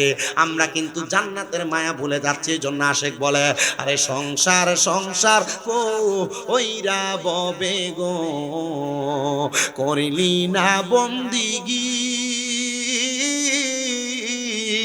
আরে কিভাবে কাটাইবা মনরে কবরের জিন্দে গিরে, আরে ওরে জীবন গুনাই গুনাই গেল রে। গুনাই জীবন আছে না? সংসারের মায়া মানুষ নামাজ রোজা হজ যাকাত দান সদকা সারে কি সারে না? তো মোহাব্বতে পড়েন, আরে সংসার সংসার কো হইরা ববে গো, করলি না বন্দিগি, আরে কিভাবে কাটাইবা মনরে কবরের জিন্দে হে গিরে, আইরে ওরে জীবন গুনায় গুনায় গে হেলো রে, আইরে বাড়ির পাশে পুকুর পারে গো, বাঁধবি সুখের ঘর, আরে বাইও নাই তোর বা আমদব নাই রে, কে লইবে খবর রে, হাইরে ওরে জীবন গুনায় গুনায় গেল রে, বলেন ওরে জীবন গুনায় গেলো রে, হাইরে পড়বি পড়বি বলের যুবক, নামাজটা পড়লি না, কবরে যাওয়া আরো পড়ে রে, উপায় তো পাবি না রে, হাইরে ওরে জীবন গুনায় গুনায় গেলো রে, হাইরে ওরে জীবন গুনায় গুনায় গেলো রে, বলেন সংসার সংসার কো হইরা ববে গো, করলি না বন্দিগি, কিভাবে কাটা আইবি মনরে কবরের জিন্দে হে গিরে, হাইরে ওরে জীবন গুনায় গুনায় গেলো রে, হাইরে ওরে জীবন গুনায়। এ দুনিয়ার মুসলমান, এ নবীর উম্মতের দল, এ নবীর আশেক, এ মুরব্বী বাবা যুবক ভাই, এ ছোট ছোট মাসুম বাচ্চা, পর্দার অন্তরালের আমার মা, দুনিয়ার মায়ার মধ্যে পইরা যারা আল্লাহরে ভুইলা যায়, যারা নবীর দুরূদ ভুইলা যায়, ইবাদতের কথা ভুইলা যায়, তাদের অবস্থাটা কেমন হবে আমি আপনাদেরকে ছোট্ট একটা কথা শোনাইলে আপনারা বুঝতে পারবেন। আল্লাহ তাআলার একজন খাস বান্দা, যার কাজ ছিল আল্লাহ তাআলার ইবাদতে মশগুল থাকা, কিন্তু ভাগ্যের নির্মম পরিহাসে নামাজ পড়ে রোজা রাখে হজ করে যাকাত দেয়, তার চাকরি হইছে একটা বাদশার রানীর ঘরের মধ্যে, যেই রানীর ঘরের মধ্যে রানীর বিছানা পরিষ্কার করার দায়িত্ব ছিল তার, রানীর টাকা পয়সা সম্পদের কোনো অভাব নাই, কিন্তু রানী তার বিছানাকে পরিষ্কার কইরা সুন্দর কইরা ওই বিছানার মধ্যে গোলাপ ফুল ছিটিয়ে দেওয়ার জন্য, পরিষ্কার একটা বিছানা পাওয়ার জন্য ওই রানী তার বাড়ির মধ্যে একটা কাদের মানুষ রাখছে, কিন্তু কাদের মানুষটা বড় নামাজি, কাদের মানুষটা বড় রোজাদার, কাদের মানুষটা বড় আমলওয়ালা, কাদের মানুষটা বড় ইবাদতওয়ালা, কিন্তু আমাদের সমাজের মহিলারা নিজের খায় নিজের পরে কিন্তু নামাজ পড়ে না, নিজের খায় নিজের পরে কিন্তু রোজা রাখে না, নিজের খায় নিজের পরে কিন্তু পর্দা করে না। ওই মাইয়া ডাক দিয়া কয়, জগতের মানুষ, আমি যখন ওই রানীর বিছানা পরিষ্কার করি, আমি সব সময় তার বিছানাটা পরিষ্কার করি, আমি ওই রানীকে একদিন প্রশ্ন করলাম, আপনি এত সুন্দর বিছানাতে কেন ঘুমান? রানী ডাক দিয়া কই, হে আমার কাজের মহিলা, তুমি তো জানো মানুষ কেন সম্পদ কামাই করে। মনে রাখবেন, মানুষ সম্পদ কামাই করে তিন কাজে। কয় কাজে? মানুষ সম্পদ কামাই করে তিন কাজে, ভালো খাওয়ার জন্য, ভালো চিকিৎসার জন্য, ভালো ঘুমের জন্য, এই তিন কাজে কিন্তু মানুষ সম্পদ কামাই করে। কিন্তু ছায়া দেখেন, সম্পদ কামাই করতে গেলে ঘুম হয় না, সম্পদ কামাই করতে গেলে ভালো চিকিৎসা পাবে দূরের কথা, ভালো কঠিন রোগ হয়ে বৈশা থাকে। এই জন্য সম্পদের পেছনে না দৌড়ায়া যদি আপনি ওই মনিবরে খুশি করার পেছনে দৌড়ান, দেখবেন সম্পদ আপনার পায়ের কাছে আসবে। মারহাবা কোন মারহাবা। ও বাবা, এই জন্য আপনারা বলেন, আমরা যদি আল্লাহ নবীর পথ মতে চলি, আমরা কি সম্পদের পেছনে দৌড়ানো লাগবো না সম্পদ আমরার পেছনে দৌড়াইবো? কথা কয় না কেন? মাদ্রাসায় পড়তাম, আমার দাদি মারা গেছে, আমার দাদিরে আমার সামনে তখন ক্লাস 2 তে পড়ি, এক লোকে বলছে মাদ্রাসায় পড়ে মানুষের বাড়ির খয়রাতের 20 টিয়া 30 টিয়া 50 টিয়া 100 টিয়া হাদিয়া পাইবো, ইটা দিয়া কি আর সংসার চলবো? আর এ জানে না এখন এবিডি নাতি প্রতি রাইতেই 30 40 50 হাজার টাকা কামাই। মারহাবা কয় না, মহিবুল ভাই এলেছে হাফিজ ভাইয়ের কারণে কম দিয়ে মারহাবা কন না, আরো জোরে কন মারহাবা।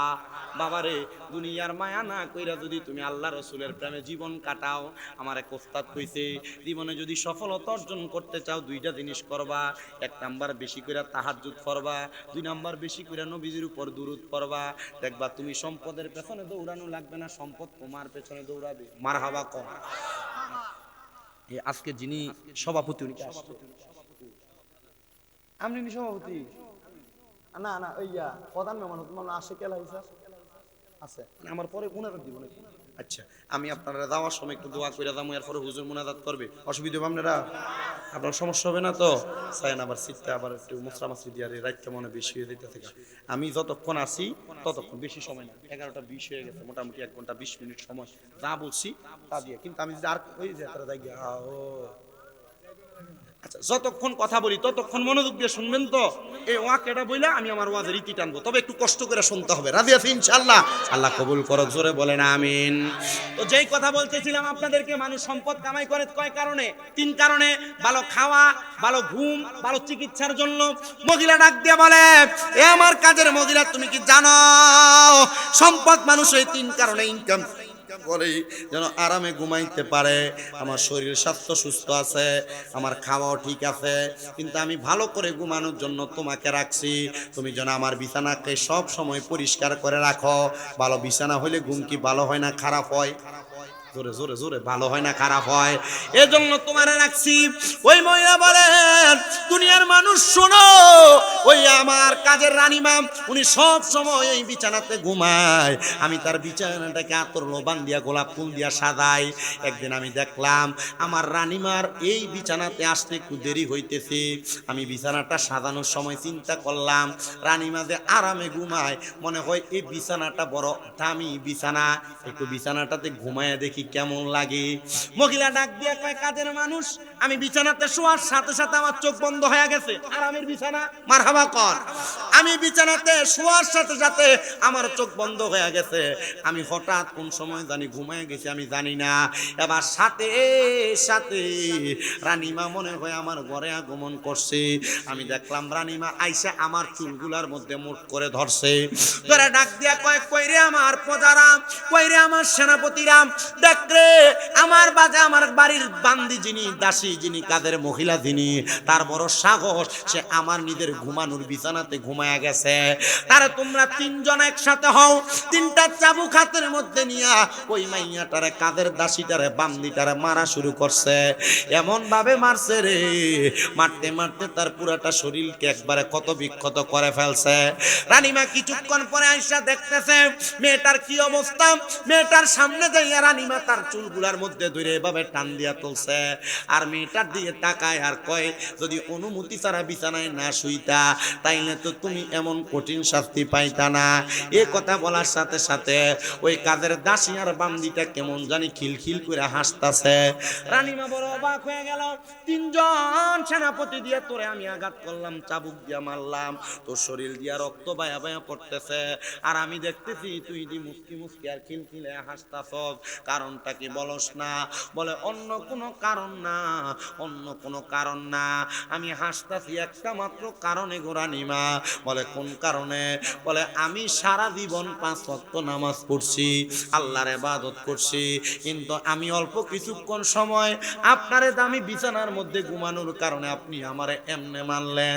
চিন্তা করে দেখেন গো রানীমা, আপনি যে সারা জীবন এই দামি বিছানাতে ঘুমান, আমার আল্লাহ তাআলা এই দামি বিছানাতে ঘুমানোর কারণে না জানি আপনারে কয়জন ফেরেশতা দিয়া আযাব দেয়, না জানি আপনারে কয়জন ফেরেশতা দিয়া পিডায়। রানীমা বড় পাগল হয়ে গেছে, ডাক দিয়া কয়, সেনাপতি মায়ের বন্ধ রাখরে আমারে কি শুনাইলো? আরে তার কথা তো সত্য কথা। সেই মহিলা আমার দাসী হইয়া, বান্দি হইয়া অল্প কিছুক্ষণ দামি বিছানাতে ঘুমানোর কারণে যদি আমি তারে 3টা সেনাপতি দিয়া মারি, তাহলে আমি যে এই বিছানাতে এত বছর ঘুমাই, আমার আল্লাহ না জানি আমারে কত মার মারে, আমার আল্লাহ না জানি আমারে কত ফেরেশতা দিয়া মারায়। এ পর্দার অন্তরালের মা, বিছানাতে যে ঘুমায়া থাকো, নিজেও নামাজ পড়ো না, তোমার স্বামীরও নামাজ পড়তে ডাক দাও না, তোমার সন্তানরেও নামাজ পড়াও না। মাগো মা, চিন্তা করে দেখো গো, তুমি কবরের মধ্যে কত আযাবের শিকার হইবা। এই যে মহিলাদের ডায়াবেটিস হয়ে যাচ্ছে, অল্প বয়সের মহিলা প্রেসারের সমস্যা হয়ে যাচ্ছে, মাথার ব্রেইনের মধ্যে পানি থাকে না, দেখবেন এমন রোগ অনেক মহিলাদের দেখা দিতেছে। এই যে মহিলাদের হার্টের সমস্যা হইতেছে, কারণ কি মা? অতিরিক্ত ঘুম, অতিরিক্ত ঘুম। তুমি যে ফজরের সময় ঘুমায়া থাকো আর সকালের বাতাস তোমার গায়ে লাগাও না, সকালের হাওয়া তোমার মাথায় লাগাও না, জানো নি গো মা, এটার কারণে তোমার এত কঠিন রোগ হচ্ছে। তুমি যদি সকালবেলা ওইটা আগের মহিলারা যেমন করত, সকালে ওইটা ফজর পইরা কত সুন্দর অনেক মহিলারা তাদের ঘর দুয়ারও লেপত, সকালবেলা ঘুম থেকে ওইটা সুন্দর করে রান্না বসে নাস্তা পানি করত। কিন্তু মহিলারা এখন নামাজ পড়তে চায় না। এডি তাড়াতাড়ি রেগে গেছে, যায় বাড়িতে কইবো, দেখছো নি কি ওয়াজ করে, এডি একটু কামে লাগাও, কামে লাগাও, এটা কবে কথা কন না কেন, ঠিক না বেটে? এ বাবা শুনেন, আমি জানি না আপনারা কেমন ধরনের আলোচনা শুনেন। আমি আপনাদের এই অঞ্চলে একবারে প্রথম, আমি মনে হয় 11 গ্রামের দিকে আর রসুলপুরের দিকে কয়েকবার আসছিলাম, তবে এই বছরও মনে হয় রসুলপুর আরেকটা মাহফিল আমার রাখা আছে। শোনেন একটু মনোযোগ দিয়া, মা বোনেরা, আপনার ঘর থেকে যে রোগ বালা মুসিবত ছাড়ে না, আপনার ঘর থেকে যে রোগ শোক ছাড়ে না, আপনার জামাই যে কামাই করে বরকত হয় না, আপনার ঘরের মধ্যে যে বিপদ আর বিপদ, এটার কারণটা কি জানেননি? এটার কারণ আপনি একমাত্র। আপনি যদি ফজরের সময় উইটা আল্লাহর কাছে কান্নাকাটি করতেন, দেখতেন আপনার বিপদ থাকতো না, আপনার অভাব থাকতো না, আপনার রোগ বালা মুসিবত থাকতো না। এবার আপনারা বলেন, আমরা সবাই আমাদের ঘরে শান্তি ফিরে আনার জন্য আল্লাহরে ভয় কইরা ফজরের সময় বিছানা ত্যাগ করার দরকার আছে না নাই? মুহাব্বতে বলেন দরকার আছে না নাই? আমার মনে হয় অল্প কিছুদিন সময় আমার রাত্রে ঘুমটা একবারে কমই হয়। রাত্রে যদিও ঘুমাই, ঠিক ফজরের কিছুক্ষণ আগে 3টা 4টায় এমন টাইমে ঘুম ভেঙে যায়। আর মাহফিল থেকে যখন আসি 4টা 4:30 নাগাদ আমার ঘুমটা আর লাগে না। আমি চিন্তা করি, আল্লাহ এখন ঘুমাইলে ফিডা কিন্তু কম হবে না, বেশি হবে। ও আল্লাহ, আপনি আমাদেরকে এমন একটা জিন্দেগি নসিব করেন যে জিন্দেগি আমাদের কবর হাসর মিজান ফুলসেরাত ভালো হয়ে যাবে। আমি চাই না কোনো মহিলারা জাহান্নামে যাক। এবার আপনারা বলেন, ওই কাদের মহিলা অল্প কিছুক্ষণ বিছানাতে ঘুমানোর কারণে তাকে যে শাস্তি দেওয়া হয়েছে, আমরা যদি এমন আরামের বিছানার মধ্যে বেশি বেশি ঘুমায় ঘুমায় কাটাইয়া দেই, আমাদের শাস্তি কি কম না বেশি? এত আস্তে কইলেন, আরো জোরে বলেন, কম না বেশি? আরেকটা ওয়াজ অল্প কিছুক্ষণ শুনবেন, চলে যাবেন, অসুবিধা হবে? মহিবুলের মা নাই, মা আছে, ও দাদা তো দিন। এক ছেলে কে যেন একটা আমার কইছে আছে, হুজুর আমার আম্মা, আপনার অনেক ভক্ত আছে, অসুস্থ হয়ে মারা গেছে, আমার আম্মার মোবাইলে আপনার অনেক ওয়াজ ছিল। এমন অনেক ভক্তবৃন্দ আছে আমার আপনাদের দোয়ার বরকতে সারা বাংলাদেশ। আমার একটা ভক্ত কয়েকদিন আগে মারা গেছে, ঢাকা উত্তরাতে তাদের 5-6টা বাড়ি। সুফিয়া বেগম শুধু আমার ওয়াজ শুনতো, তার ছেলে সে মাঝে মাঝে ফোন দিয়ে হাদিয়া পারে তো দোয়া করে। মাটা যখন মারা গেছে অনেক কান্নাকাটি করছে। আমার আরেকজন ভক্ত অ্যাক্সিডেন্ট করছে, রবিউল, তার বাড়ি টাঙ্গাইল। দোয়া করবেন আপনারা, আপনারা দোয়া করেন। আমার আম্মা জানো 6 মাসের উপরে অসুস্থ, বিছানায় পড়া, একটু একটু করে স্ট্যান্ড ধরে ধরে হাঁটে। আমার অনেক ভক্তবিন্দুরা মাঝে মাঝে আমার কাছে দোয়া আছে। আজকেও মনে হয় কোন মহিলা মনে হয় তার সন্তান না জানি নাতি দিয়া কল দেয়া কিছু, হুজুর আপনি তো বুড়ির পার আইবেন, আমরা আপনার ভক্ত, আমরা চাইছি আপনার মাদ্রাসা তালাশ করে, আমরা মাদ্রাসা আমরা পাইনি, আপনার দোয়া। আমার মাদ্রাসা চলে কুমিল্লাতে 6টা, নূরপুর, চমনিতে তাফসিরুল কোরআন মাদ্রাসা, পুরুষ মহিলা শাখা আছে, আর অনেকগুলো মাদ্রাসা। তা আমি বলছি যে ঠিক আছে, ফোন দিচ্ছেন, নাতিরে দিয়ে কথা বলাইছেন, দোয়া করা হবে আপনাদের জন্য। আমি সবার জন্য দোয়া করব, আল্লাহ আপনাদের দোয়াগুলো কবুল করে। আমার মাদ্রাসার ছাত্রগুলো আপনাদের জন্য দোয়া করে। বিশ্বাস করেন, আমার মাদ্রাসার ছোট ছোট বাচ্চা যেগুলা ধরেন যে নুরানিতে পড়ে, ছোট বাচ্চা, এগুলোও 3:30টায় উঠে থাকে। আপনার কি সুবহানাল্লাহ বললেন না? আমার মাদ্রাসার ছোট ছোট বাচ্চা যারা, এরা মাগরিবের নামাজের আগে আসরের পরে প্রত্যেকদিন খতমে খাজে গান করে আল্লাহর কাছে কান্দে। আপনি যাইয়া দেখলে বুঝবেন, ছোট বাচ্চা এটা কান্দতেছে, এটা দিন দুনিয়ার বুঝে কি, আপনি নিজেই কইবেন। আমার মাদ্রাসার ছোট ছোট বাচ্চারা কান্দে। আর পৃথিবীর সব মানুষের জন্য দোয়া করি। আপনাদের কাছে আমার আবদার, আপনারা ওয়াজ শুনতেছেন, এই কান দিয়ে শুনে ওই কান দিয়ে বাইর করেন। পৃথিবীতে যে পরিমাণ ওয়াজ বাংলাদেশে হয় আর কুমিল্লাতে হয়, যদি ওয়াজ দিয়ে মানুষ হেদায়েত হইতো, কুমিল্লা শহরে আর মানুষ থাকলো না, কুমিল্লা এলাকায় আর মানুষ থাকতো না, সব আল্লাহর ওলি হয়ে যেত। ওয়াজ দিয়ে মানুষ হেদায়েত হয়। কিন্তু ওয়াজ মাহফিলটা ধরে রাখার কারণ একটা, যদি ওয়াজ মাহফিলটি না হইতো মানুষ গান বাজনা বাউল গান লইয়া থাকতো। বিভিন্ন জায়গায় তো গান বাজনাই নাচানাচি এই ব্যস্ত, কথা কম না। দেখেন বিয়ে বাড়িতে মুসলমানিতে গায়ে হলুদের ভিতরে নাক ফোরানি কান ফোরানির নাম দিয়া গান বাজনা করে, ডেকসেট বাজায়, বাজায় না? হারাম। কি বিয়ে বাড়িতে গান বাজনা করা কি? গায়ে হলুদে গান বাজনা করা কি? মুসলমানি সুন্নতে খাতনায় গান বাজনা করা কি? হারাম। না আপনারা যে এগুলা করতেছেন, হারাম কাজ দিয়ে যে বিয়ে শুরু করতেছেন, এই বিয়ে হওয়ার পর কোন সন্তান অনের পরে মা বাপরে বাদ দিব আপনার মনে হয়? মা বাপের লোকে ভালো আচরণ করবো আপনার মনে হয়? যদি লজ্জা থাকে কোনো মুসলমানের, যদি শরম থাকে কোনো মুসলমানের, আর মুসলমান যদি দাবি করে, কখনো তাদের বিয়ের ভিতরে গান বাজনা বাজতে পারে। যদি সে মুসলমান দাবি করে, কখনো তার বাড়িতে সুন্নতে খাতনা মুসলমানিতে গান বাজনা বাজতে পারে। লজ্জা নাই, শরম নাই, হায়া শেষ। মনে রাখবেন, এই গান যারা আপনারা শোনেন, আল্লাহর নবী তিরমিজি শরীফের হাদিসের মধ্যে বলছেন, গরম সীসা মানে কাঁচ, এটাকে লোহা পাত্রের মধ্যে আগুনে গলায়া এই গান যারা শোনে তাদের কানের মধ্যে এই গরম কাঁচকে ঢালাই করে, সীসাকে ঢালাই করে, কানে ঢালাই করে দেয়।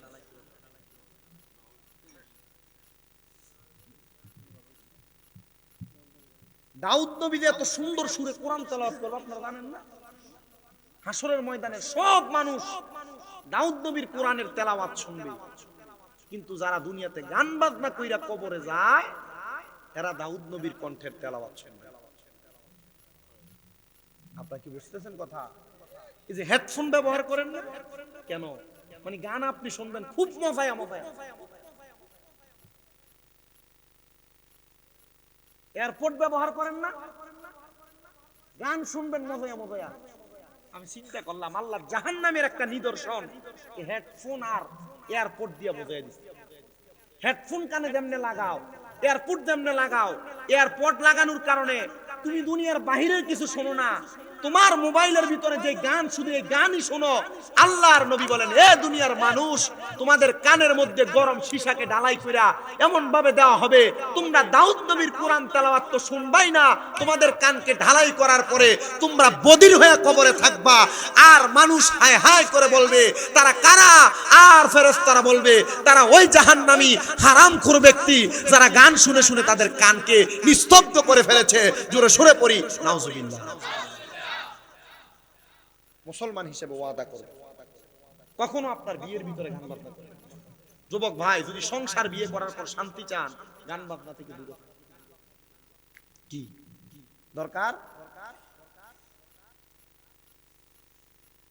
কথা কোথায় ছিলাম? আরেকটা ঘটনা ছোট্ট বলে বিদায় হই।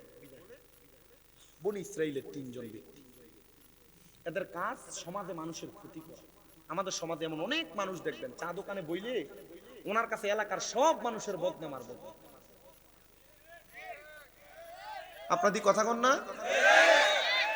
এমন গীবত করে যারা, তাদেরকে 2টা হাদিস শোনায়। আল্লাহর নবী বলেন, আল গীবাতু আশাদ্দু মিনাজ জিনা, আল গীবাতু আশাদ্দু মিনাল ফিতনা। আল্লাহর নবী বলেন, গীবত হচ্ছে জিনার চাইতে নিকৃষ্ট গুনাহ। আল্লাহর নবী বলেন, গীবত হচ্ছে হত্যার চাইতে নিকৃষ্ট গুনাহ। ধরে পড়ি নাউজুবিল্লাহ। বিশেষ করে আমি আমার মা বোনদেরকে বলবো, আপনারা যারা এক জালের কথা আরেক জালের কানের মধ্যে দিয়ে গীবত করেন, এক জালের কথা আরেক জালকে বলেন, এক ননসের কথা আরেক ননসকে বলেন, এক বোনের কথা আরেক বোনকে বলেন, আপনার স্বামীর কথা আপনার ভাইকে বলেন, আবার ভাইয়ের কথা আপনার স্বামীর কাছে বলেন, এমন গীবত যারা করেন আপনাদেরকে সাবধান করতেছে। আল্লাহর নবী বলেন, দুনিয়াতে যারা গীবত করে পরনিন্দা করে, আল্লাহর নবী বলেন, সে যেন তার মৃত ভাইকে মৃত অবস্থায় তার গোশত কামড়ায়া কামড়ায়া খায়। আপনারা যদি আপনার ভাই মরার পরে বলা হয় আপনি আপনার ভাইয়ের গোশত, মরা ভাইয়ের গোশতটা কামড়ায় কামড়ায় খান, আপনি খাবেন না। আল্লাহর নবী কয় কেউ যদি কারোর বদনাম করে, গীবত করে, পেছনে কথা বলে, সে যেন তার মরা ভাইয়ের গোশত কামড়ায়া কামড়ায়া খায়। এজন্য গীবত করবেন না, গীবত শুনবেনও না। তারা গীবত শোনেন বলে হুজুর আমি কিছু কই না, আমি শুধু শুনি।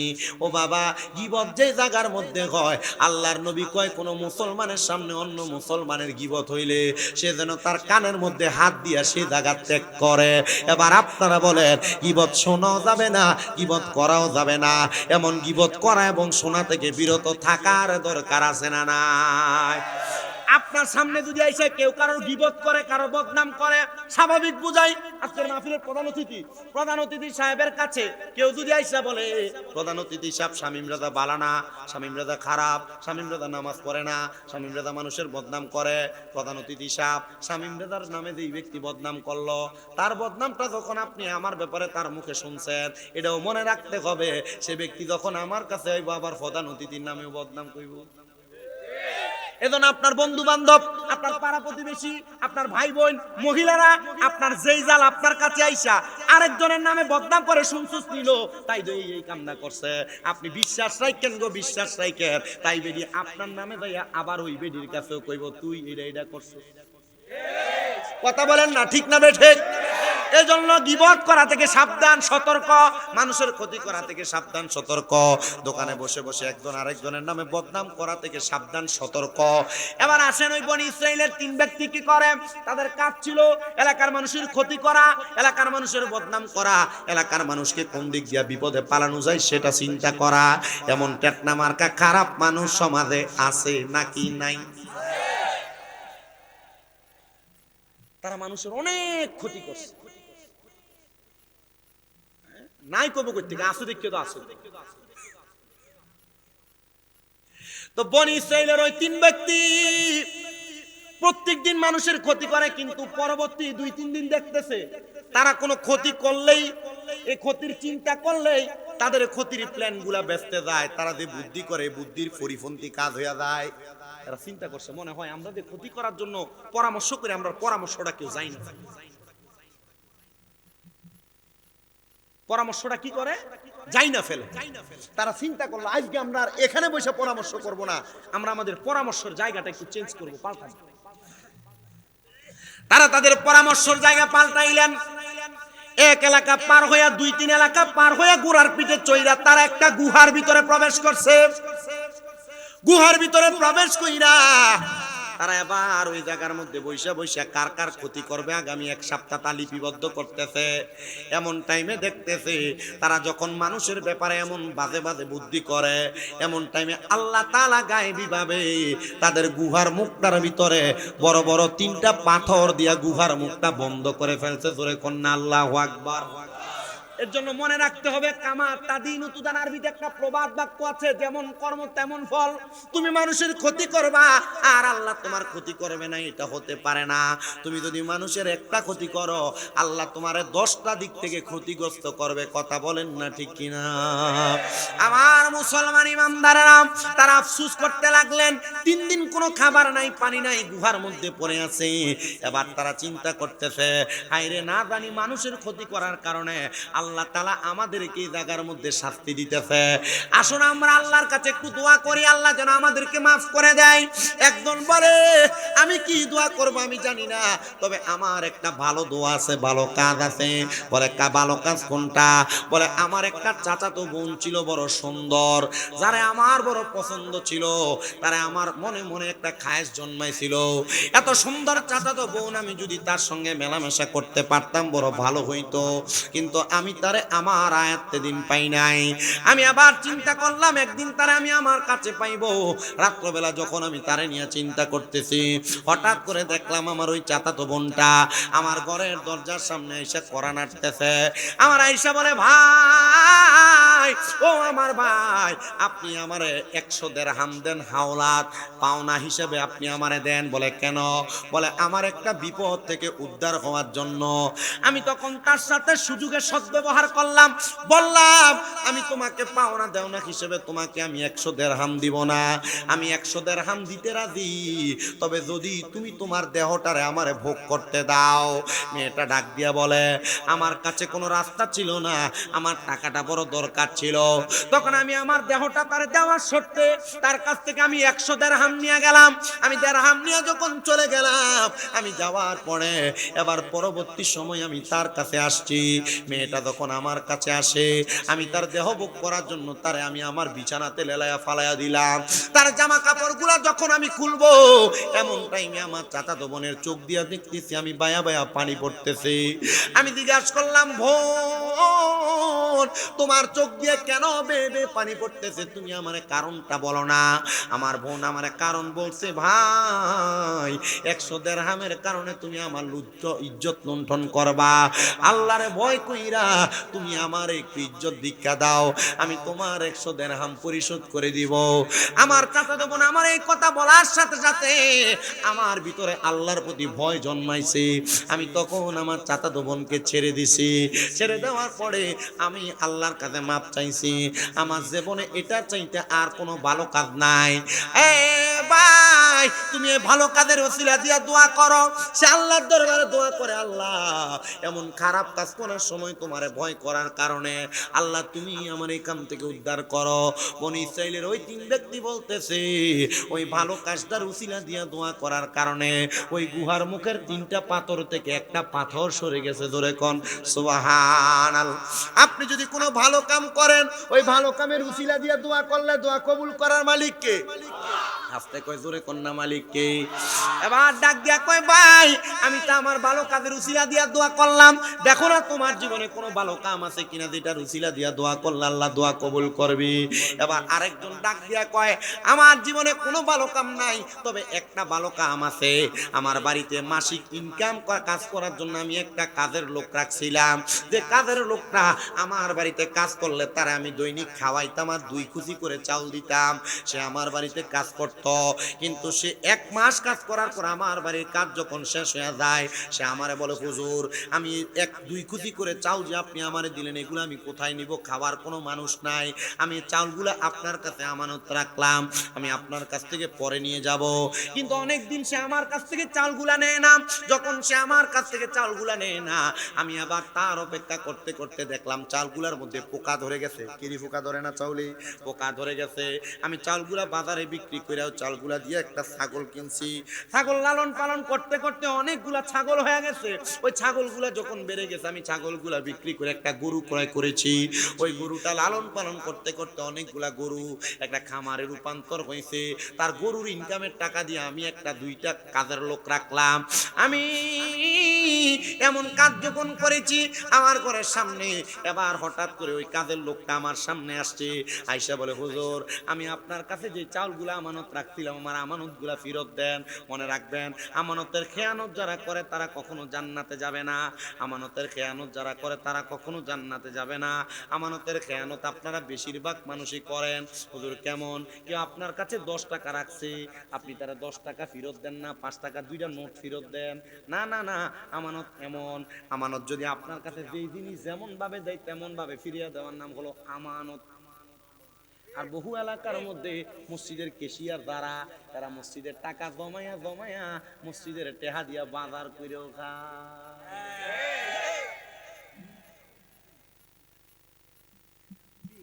কথা কয় না। বহু মসজিদের কেশিয়ার আছে মসজিদের টাকার হিসাব দেয় না। কয়েকটা কইতেছে ওয়াজি কমন বেড়ে গেছে, গা 2-1টা লোকে মিলে গেছে, ঠিক কি না?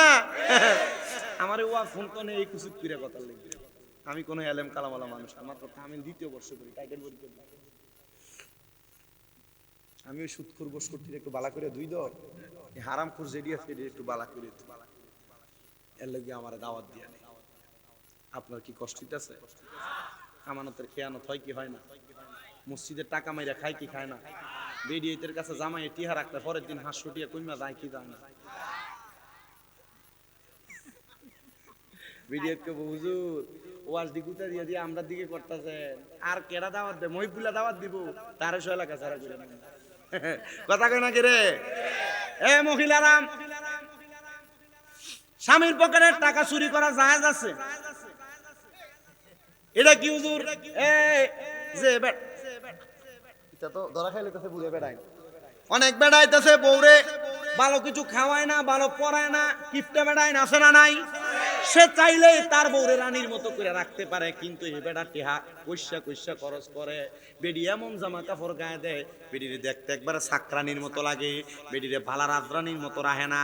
এ মহিলা, তোমার জামাই যদি এমন কাশটা আর কিপটা টাইপের হয়, আমি স্বামী মেধা ফতুয়া দিয়া গেলাম, জামাইয়ের ফকরের টেহা চুরি করণ জায়েজ আছে, তবে সাবধান, জামাইয়ের ফকরের টাকা দিয়া তোমার মা বাপরে ডাক্তার দেখায়ও না, জামাইয়ের ফকরের টেহা দিয়া তোমার বাইরে মোবাইল কিনা দিও না, জামাইয়ের বিদেশ থাকে, বিদেশ থেকে টাকা তোমার অ্যাকাউন্টে ফাড়ায়, বহুত বেরিয়ায় জামাইয়ের টাকা দিয়া বাইয়ের কাম করে, এমনও আছে না নাই? এই ব্যাপারে সাবধান, নিজের যতটুক প্রয়োজন মোতাবেক জামাইয়ের টাকা খরচ করবা।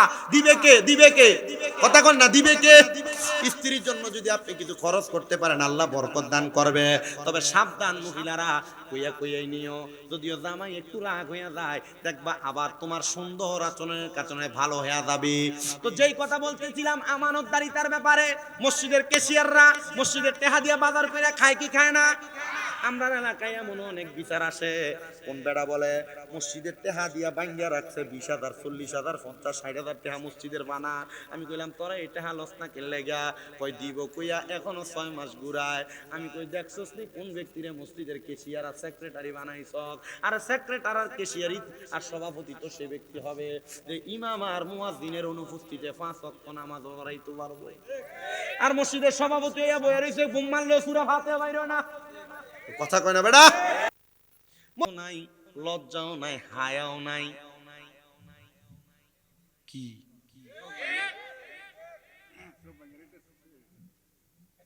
ওয়াজ আমার আর দাওয়াত দন লাগবে না, 3-4 মাহফিলের ওয়াজ করে দিয়ে দিতেছি। বহুত বিষয় আনছি এই অল্প দূরের ভিতর, বহু বিষয় টাইনা টাইনা আনছি। কি আব্বা আনছি নি? কষ্ট হইতাছে, কালকে কাজ কাম আছে, ঠিক না? আমি বিদায় নিয়ে চলে যাব। আরেকটু কথা শুনি, সেরি একটু শেষ করি। ওই ফলাইন ঘুমিয়ে গেছে, খিচুড়ি ঠান্ডা হয়ে দেবো, ঘরে মেন দিয়ে দেবো, এটা খাওয়া যেত না। হ্যাঁ, চিন্তা করে টিহা দিয়ে আনছি না, টিহা উসুল করে লইতেছি। আমরা বক্তারা সারাসারি না, এটা আমরাও জানি। আমরা বক্তার কষ্ট দুনিয়ার কেউ বুঝে না। কইছি কিন্তু আগে ব্যাঙ্গে লইছি, আগে সারানের লেগে তখন 1 ঘন্টাতে চাইলে দিতাম পারি। কইলাম পর্যন্ত জ্বর তক আরো বলে কই একবার দাইয়া কইছেন না হুজুরের যে বাহ্যিক জ্ঞান। হ্যাঁ, আল্লাহ ভালো করবো, ঠিক আছে। ইয়ার লেগে তো একটু বইয়ে রয়েছি নিরাম। আল্লাহ আমরারে কবুল করক, কোন আমিন। আমানত নষ্ট করা যাবে। আরেকটা আমানত, অনেক মানুষ আছে তাদের মা বাপ পড়ে গেছে, তাদের মা বাপ তারার কাছে অনেক সম্পদ রাইখা গেছে, কিন্তু তারা তারার বইন্ডারে সম্পদ দেয় না। এটা বড় আমানত। এটা কি আমানত? মা বাপ মারা যাওয়ার পর বইনের সম্পদ বুঝিয়ে দেওয়া, এটা বড় আমানত। কি কয়? কারণ আপনার থেকে সম্পদ নিলে এরপরের বার হেবিডি আপনার ঘরে আইলে আর আপনি মুরগার গোস্ত দিয়ে ভাত খাওয়াইতেন না, হেবিডি চেহারার দিকেও ফিরে চাইতেন না। কথা কয় না কেন? বহুত বোন রে চিন্তা করিয়া বাপের বাড়ির হক নেয় না। আমি জানি বহুত বোন রে চিন্তা করিয়া নেয়। আপনার আছে, আপনি তবু আপনার বোনের হকের প্রতি আপনি এভাবে রাখছেন। বোনের হক দেওয়ার পরেও কোন ভাই যদি এই বোনের খোঁজ খবর নিয়ে খেয়াল রাখে, আল্লাহ এই ভাইয়ের সম্পদে বরকত দেয়। আর এলাকার বহু বেডি তারা জামাই যদি তার বোনদের লেগে কিছু করে, এ বেডি এটা দেখতে পারে।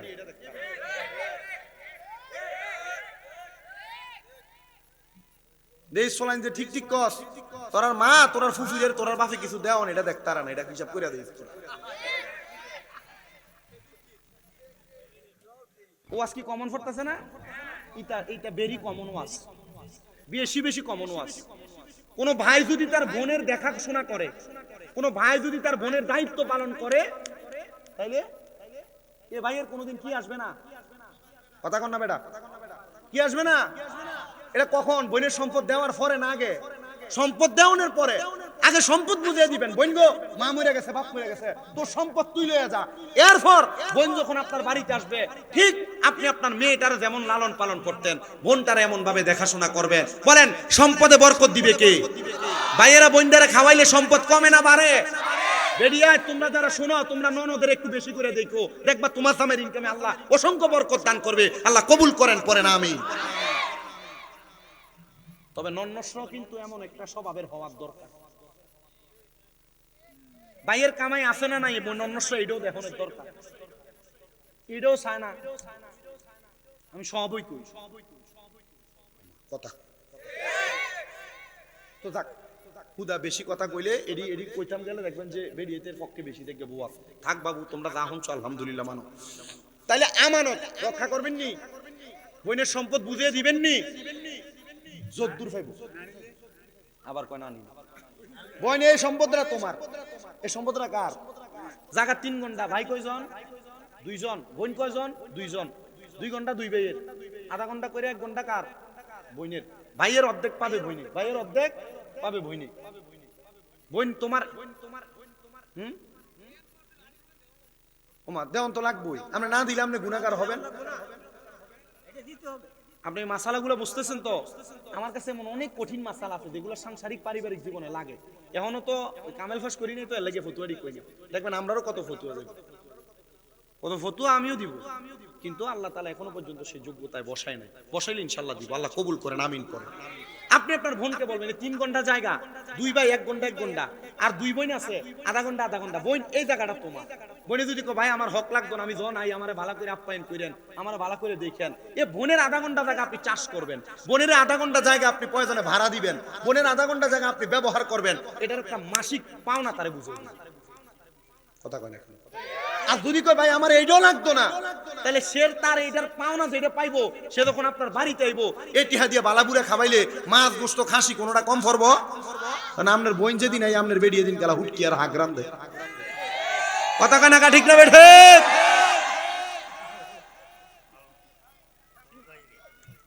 এ মহিবুল সাহেব ওয়াজার দরকার নেই।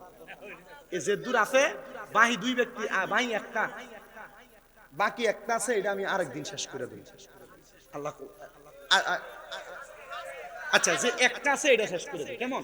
তার মানে কি রক্ষা করা? আমানত। তো কাজের লোক এসে আমার চাউল দিয়ে আমারে বুঝিয়ে দেন, দৈনিক যদি 2 খুশি করে পাই 30 দিনে 60 খুশি, 2 খুশি করে পাইলে 60 খুশি। এ বলতেছে আমার মালটি বুঝিয়ে দেন। এই যে খামার দেখো, গরু সহ খামার সহ 2 জন রাখাল সহ, এগুলা তোমার। কি বলে? হ্যাঁ তোমার, এগুলাকে আমি বাড়াইতে বাড়াইতে বাড়াইতে বাড়াইতে এতটুকু পর্যন্ত আনছি, এগুলো তোমার হক। হক গুলো বুঝিয়ে দিছি। বলে আল্লাহ আমার আমানতদারিতার কারণে তুমি আমাকে এখান থেকে উদ্ধার করো। ওই 3 ব্যক্তি বলেন 2টা পাথর আমাদের সামনে থেকে সরে গেছে। গুহার মুখে আর পাথর আছে কয়টা? ডাক দিয়া বলেন আর একটা পাথর আমি কেমনে সরাইলাম? 2 জন 2টা ভালো জিনিসের উসিলা দিয়া দোয়া করার কারণে 2টা পাথর সরে গেছে।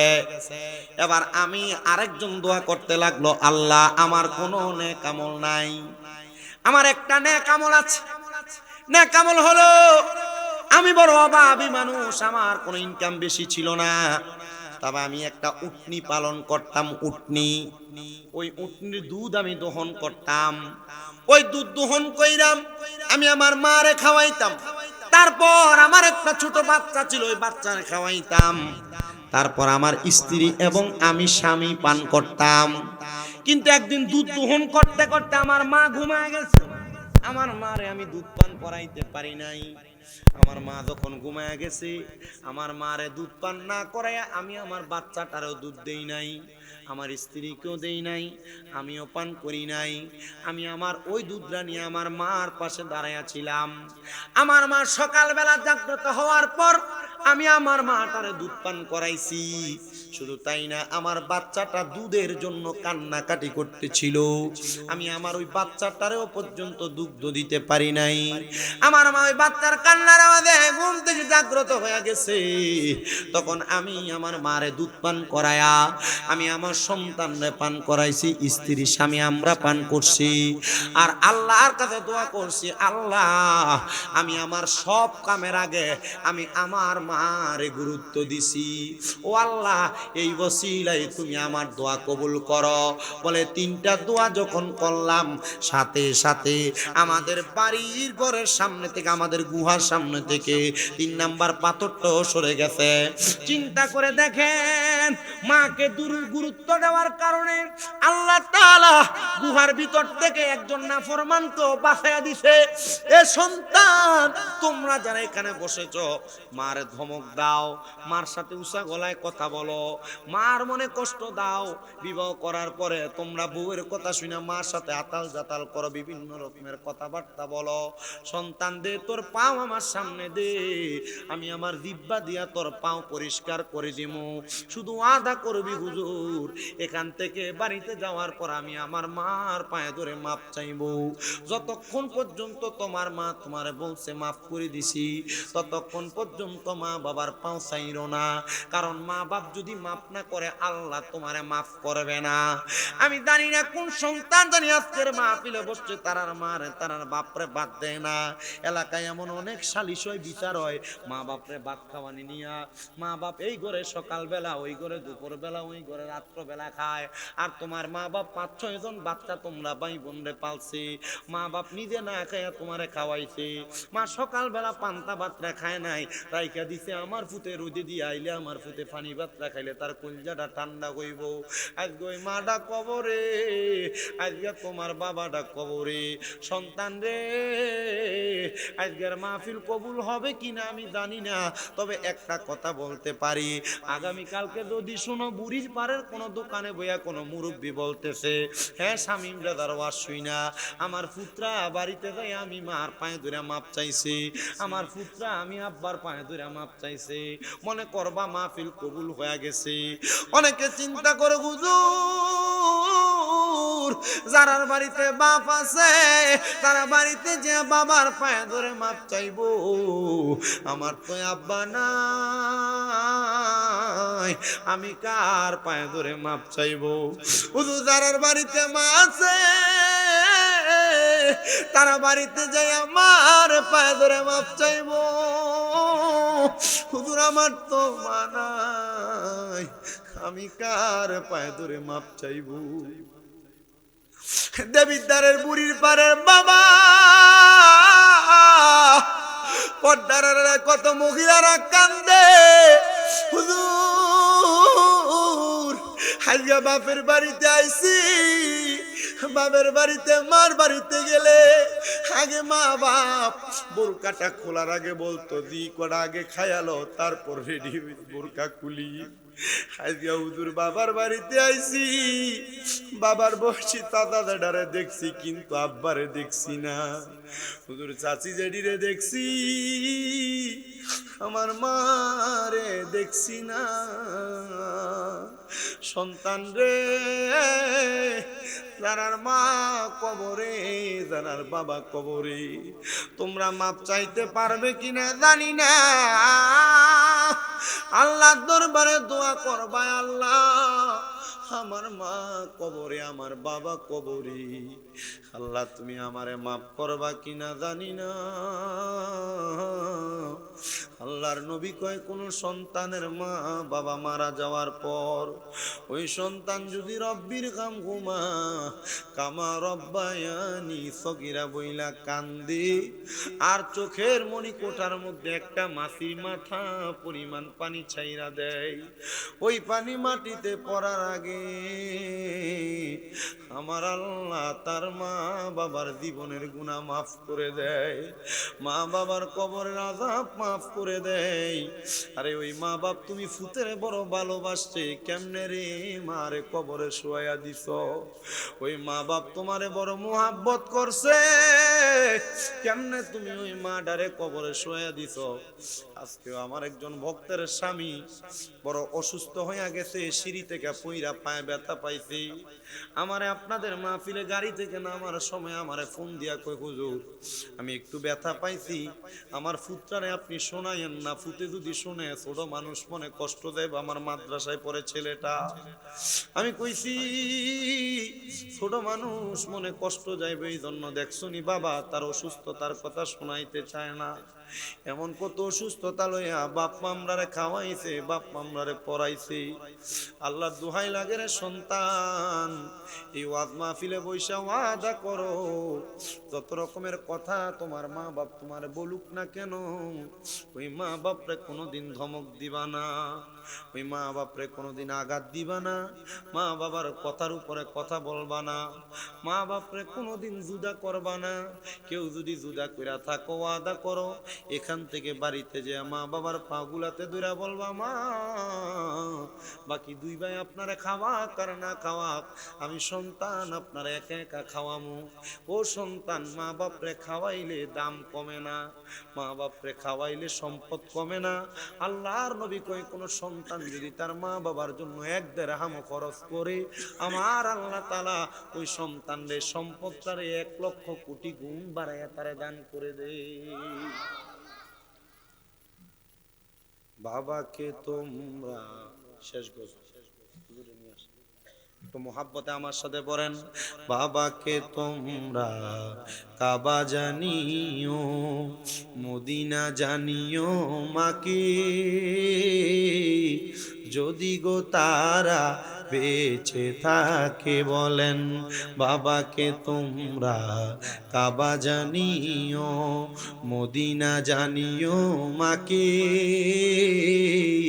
যদি গো তারা বেঁচে থাকে। নবী বলেন, আমি সেবি নাই, সেবিতে পারি নাই, আমি সেবি নাই, সেবিতে পারি নাই, সেবিও আমার উম্মত, সেবিও আমার উম্মত। বাবারও মুখেতে মায়েরও মুখেতে যে তুলে দিবে খানা, তার উপর রাজি হবে রাব্বানা, রাজি হবে রাব্বানা। নবী বলেন, আমি করি নাই, করিতে পারি নাই, নবী বলেন, আমি করি নাই, করিতে পারি নাই, পিতা মাতার খেদমতে করিও আমার উম্মত, করিও আমার উম্মত। আল্লাহর পড়ে নবী আমার, আল্লাহর পড়ে নবী আমার, তার পড়ে মা জননী, মা যে আমার নয়নের মনি। বলেন, মা যে আমার মনি। বলেন, আল্লাহর পড়ে নবী আমার, আল্লাহর পড়ে নবী আমার, তারে পড়ে মা জননী, মা যে আমার নয়নের মনি। কন্যা মা যে,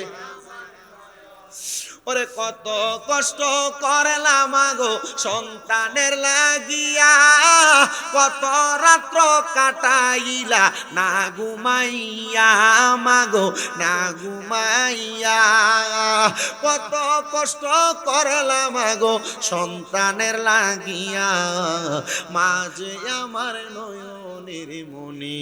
কন্যা মাঝে আমার নেরিমণি। বলেন, আল্লাহর পড়ে নবী আমার, আল্লাহর পড়ে নবী আমার, তার পড়ে মা জননী, মাঝে আমার মনি। বলেন, মাঝে আমার, ওরে দিনে রাইতে কষ্ট কইরা খাওয়াইলো আমারে, সেই বাবাকে ভালোবাসি বলিনি জীবনে, আমরা বলিনি জীবনে। দিনে রাইতে কষ্ট কইরা খাওয়াইলো আমরা রে, ওই বাবারে ভালোবাসি বলি নাই জীবনে, আমরা বলি নাই জীবনে। ওই বাবা জানে কেমন আছে জানি না কবরে, মাঝে আমার নয়নের মনি। কন্যা মাঝে নয়নের মনি। হায়রে আল্লাহর পড়ে নবী আমার, আল্লাহর পড়ে আমার তারপরে মা জননী, মাঝে আমার নয়নের মণি, বলেন মাঝে আমার নয়নের মণি। জবান বন্ধ নাই, মুহাব্বতের আওয়াজে উচ্চ কণ্ঠে জোরে জোরে পড়েন আলহামদুলিল্লাহ। একটু জিকির করে দিলে খুশি হইতেন না? এটা আমি জানি, এর লাগে আমি এটা রাখা দিছি লাস্টে। তাবারুক তো দিব ফিসা হুজুরের পরে, আমি একটু আপনারা তাবারুক হিসেবে আল্লাহর জিকির করেন। আল্লাহ আল্লাহ আল্লাহ আল্লাহ মুহাব্বতে।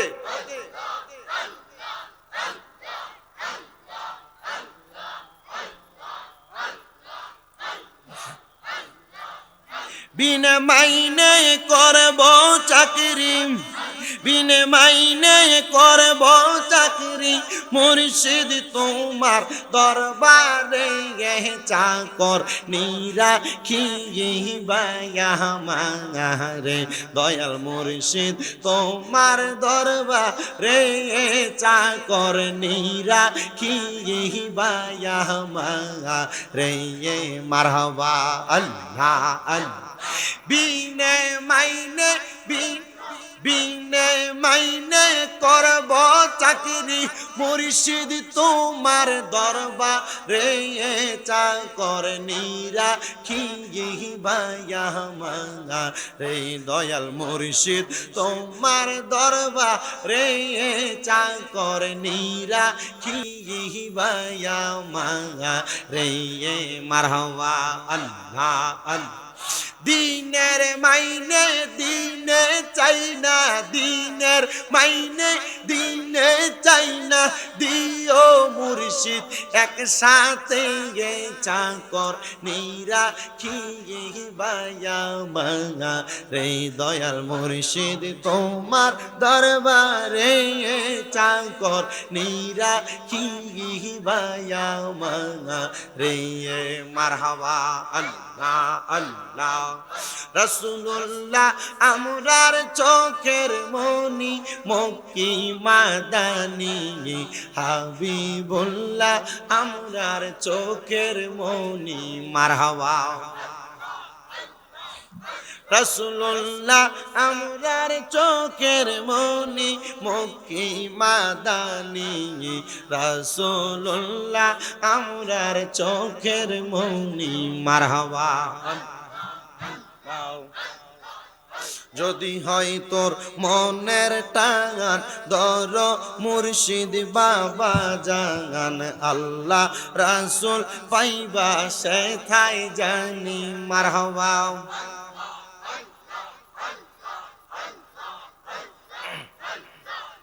যদি হয় তোর মনের টান, দর মুর্শিদ বাবা জান, আল্লাহ রাসূল পাইবা সেথায় জানি।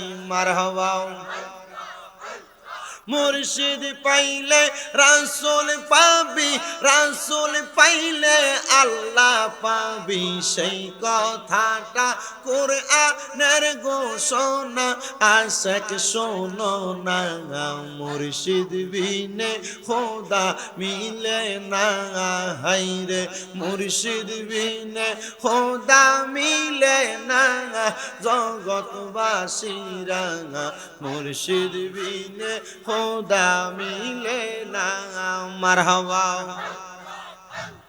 অন্তরে মিশাইয়া অন্তর হইতে পারলে তুই দেশান্তর পাইবি, তুমি মাবুদ মাওলা রে মন পাইবা, তুমি মাবুদ মাওলা রে। মারহাবা।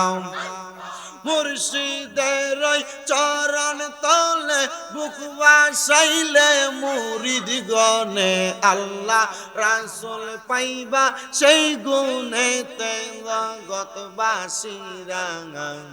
মুর্শিদ বিনে খোদা তো পাবি না। হায়রে মুর্শিদ বিনে খোদা তো পাবি না, জগৎবাসীরা। মুর্শিদ বিনে খোদা তো পাবি না। মারহাবা। লা ইলাহা মুহাম্মাদুর রাসূলুল্লাহ সাল্লাল্লাহু আলাইহি ওয়াসাল্লাম। মুহাব্বতে পড়েন আলহামদুলিল্লাহ। যতগুলা বিষয়ে কথা বললাম, আপনারা বলেন আমরা যদি চাই প্রত্যেকটা বিষয়ে আমল করি, আমরা যদি বাস্তবায়ন করি, আল্লাহ আমাদেরকে মাফ করবে কিনা? আস্তে করবে কিনা? আল্লাহ আমাদেরকে মাফ করবে। আমি আপনাদের সবার কাছে আবদার করব, আমি আপনাদের কাছে যে যে বিষয়গুলোতে কথা বলেছি, আপনারা এই প্রত্যেকটা বিষয়ের উপর আমল করবেন, প্রত্যেকটা বিষয়ের উপর চেষ্টা করবেন আপনার জীবনের সাথে মিলায়া আপনার জীবনটাকে বাস্তবায়ন করতে। দরকার কথা কন না, দরকার এক। 2 নাম্বার, আমি আমার জিকিরের শানের ভিতরে বলছি, মুর্শিদ বিনে খোদা পাবি না। মুর্শিদ বিনে, এই যে এখানে আছে না, এই যে টুপি, আমরা কোন দরবারে ভাইয়া হাত তোলেন না বেটা, সিটাং কোন দরবার? দরবার আজম জায়েদ হুজুরের দরবার, ঠিক আছে নি? হ্যাঁ, আপনার এখানে অনেকে আছে, আপনাদের কাছে আবদার, শুধু এই দরবার না, এখানে আমি জানি এই দেবিদ্দাস বিশেষ করে এই যে বাড়িয়া দরবারের বায়াত এলাকায় অনেক দরবারের আছে, অনেক অনেক আমি জানি। যেহেতু বিভিন্ন পীর মাশায়েখ, আপনারা বলেন পীর যার যার, নবী নবীর দল এক কাতার, কোন নবীর দল আহলে সুন্নাত ওয়াল জামাত এক কাতার। আল্লাহ তাআলা আমাদেরকে এই দলের উপর অটল থাকার তৌফিক দান করুন। একটা তাকবীর দেন, নারায়ে তাকবীর।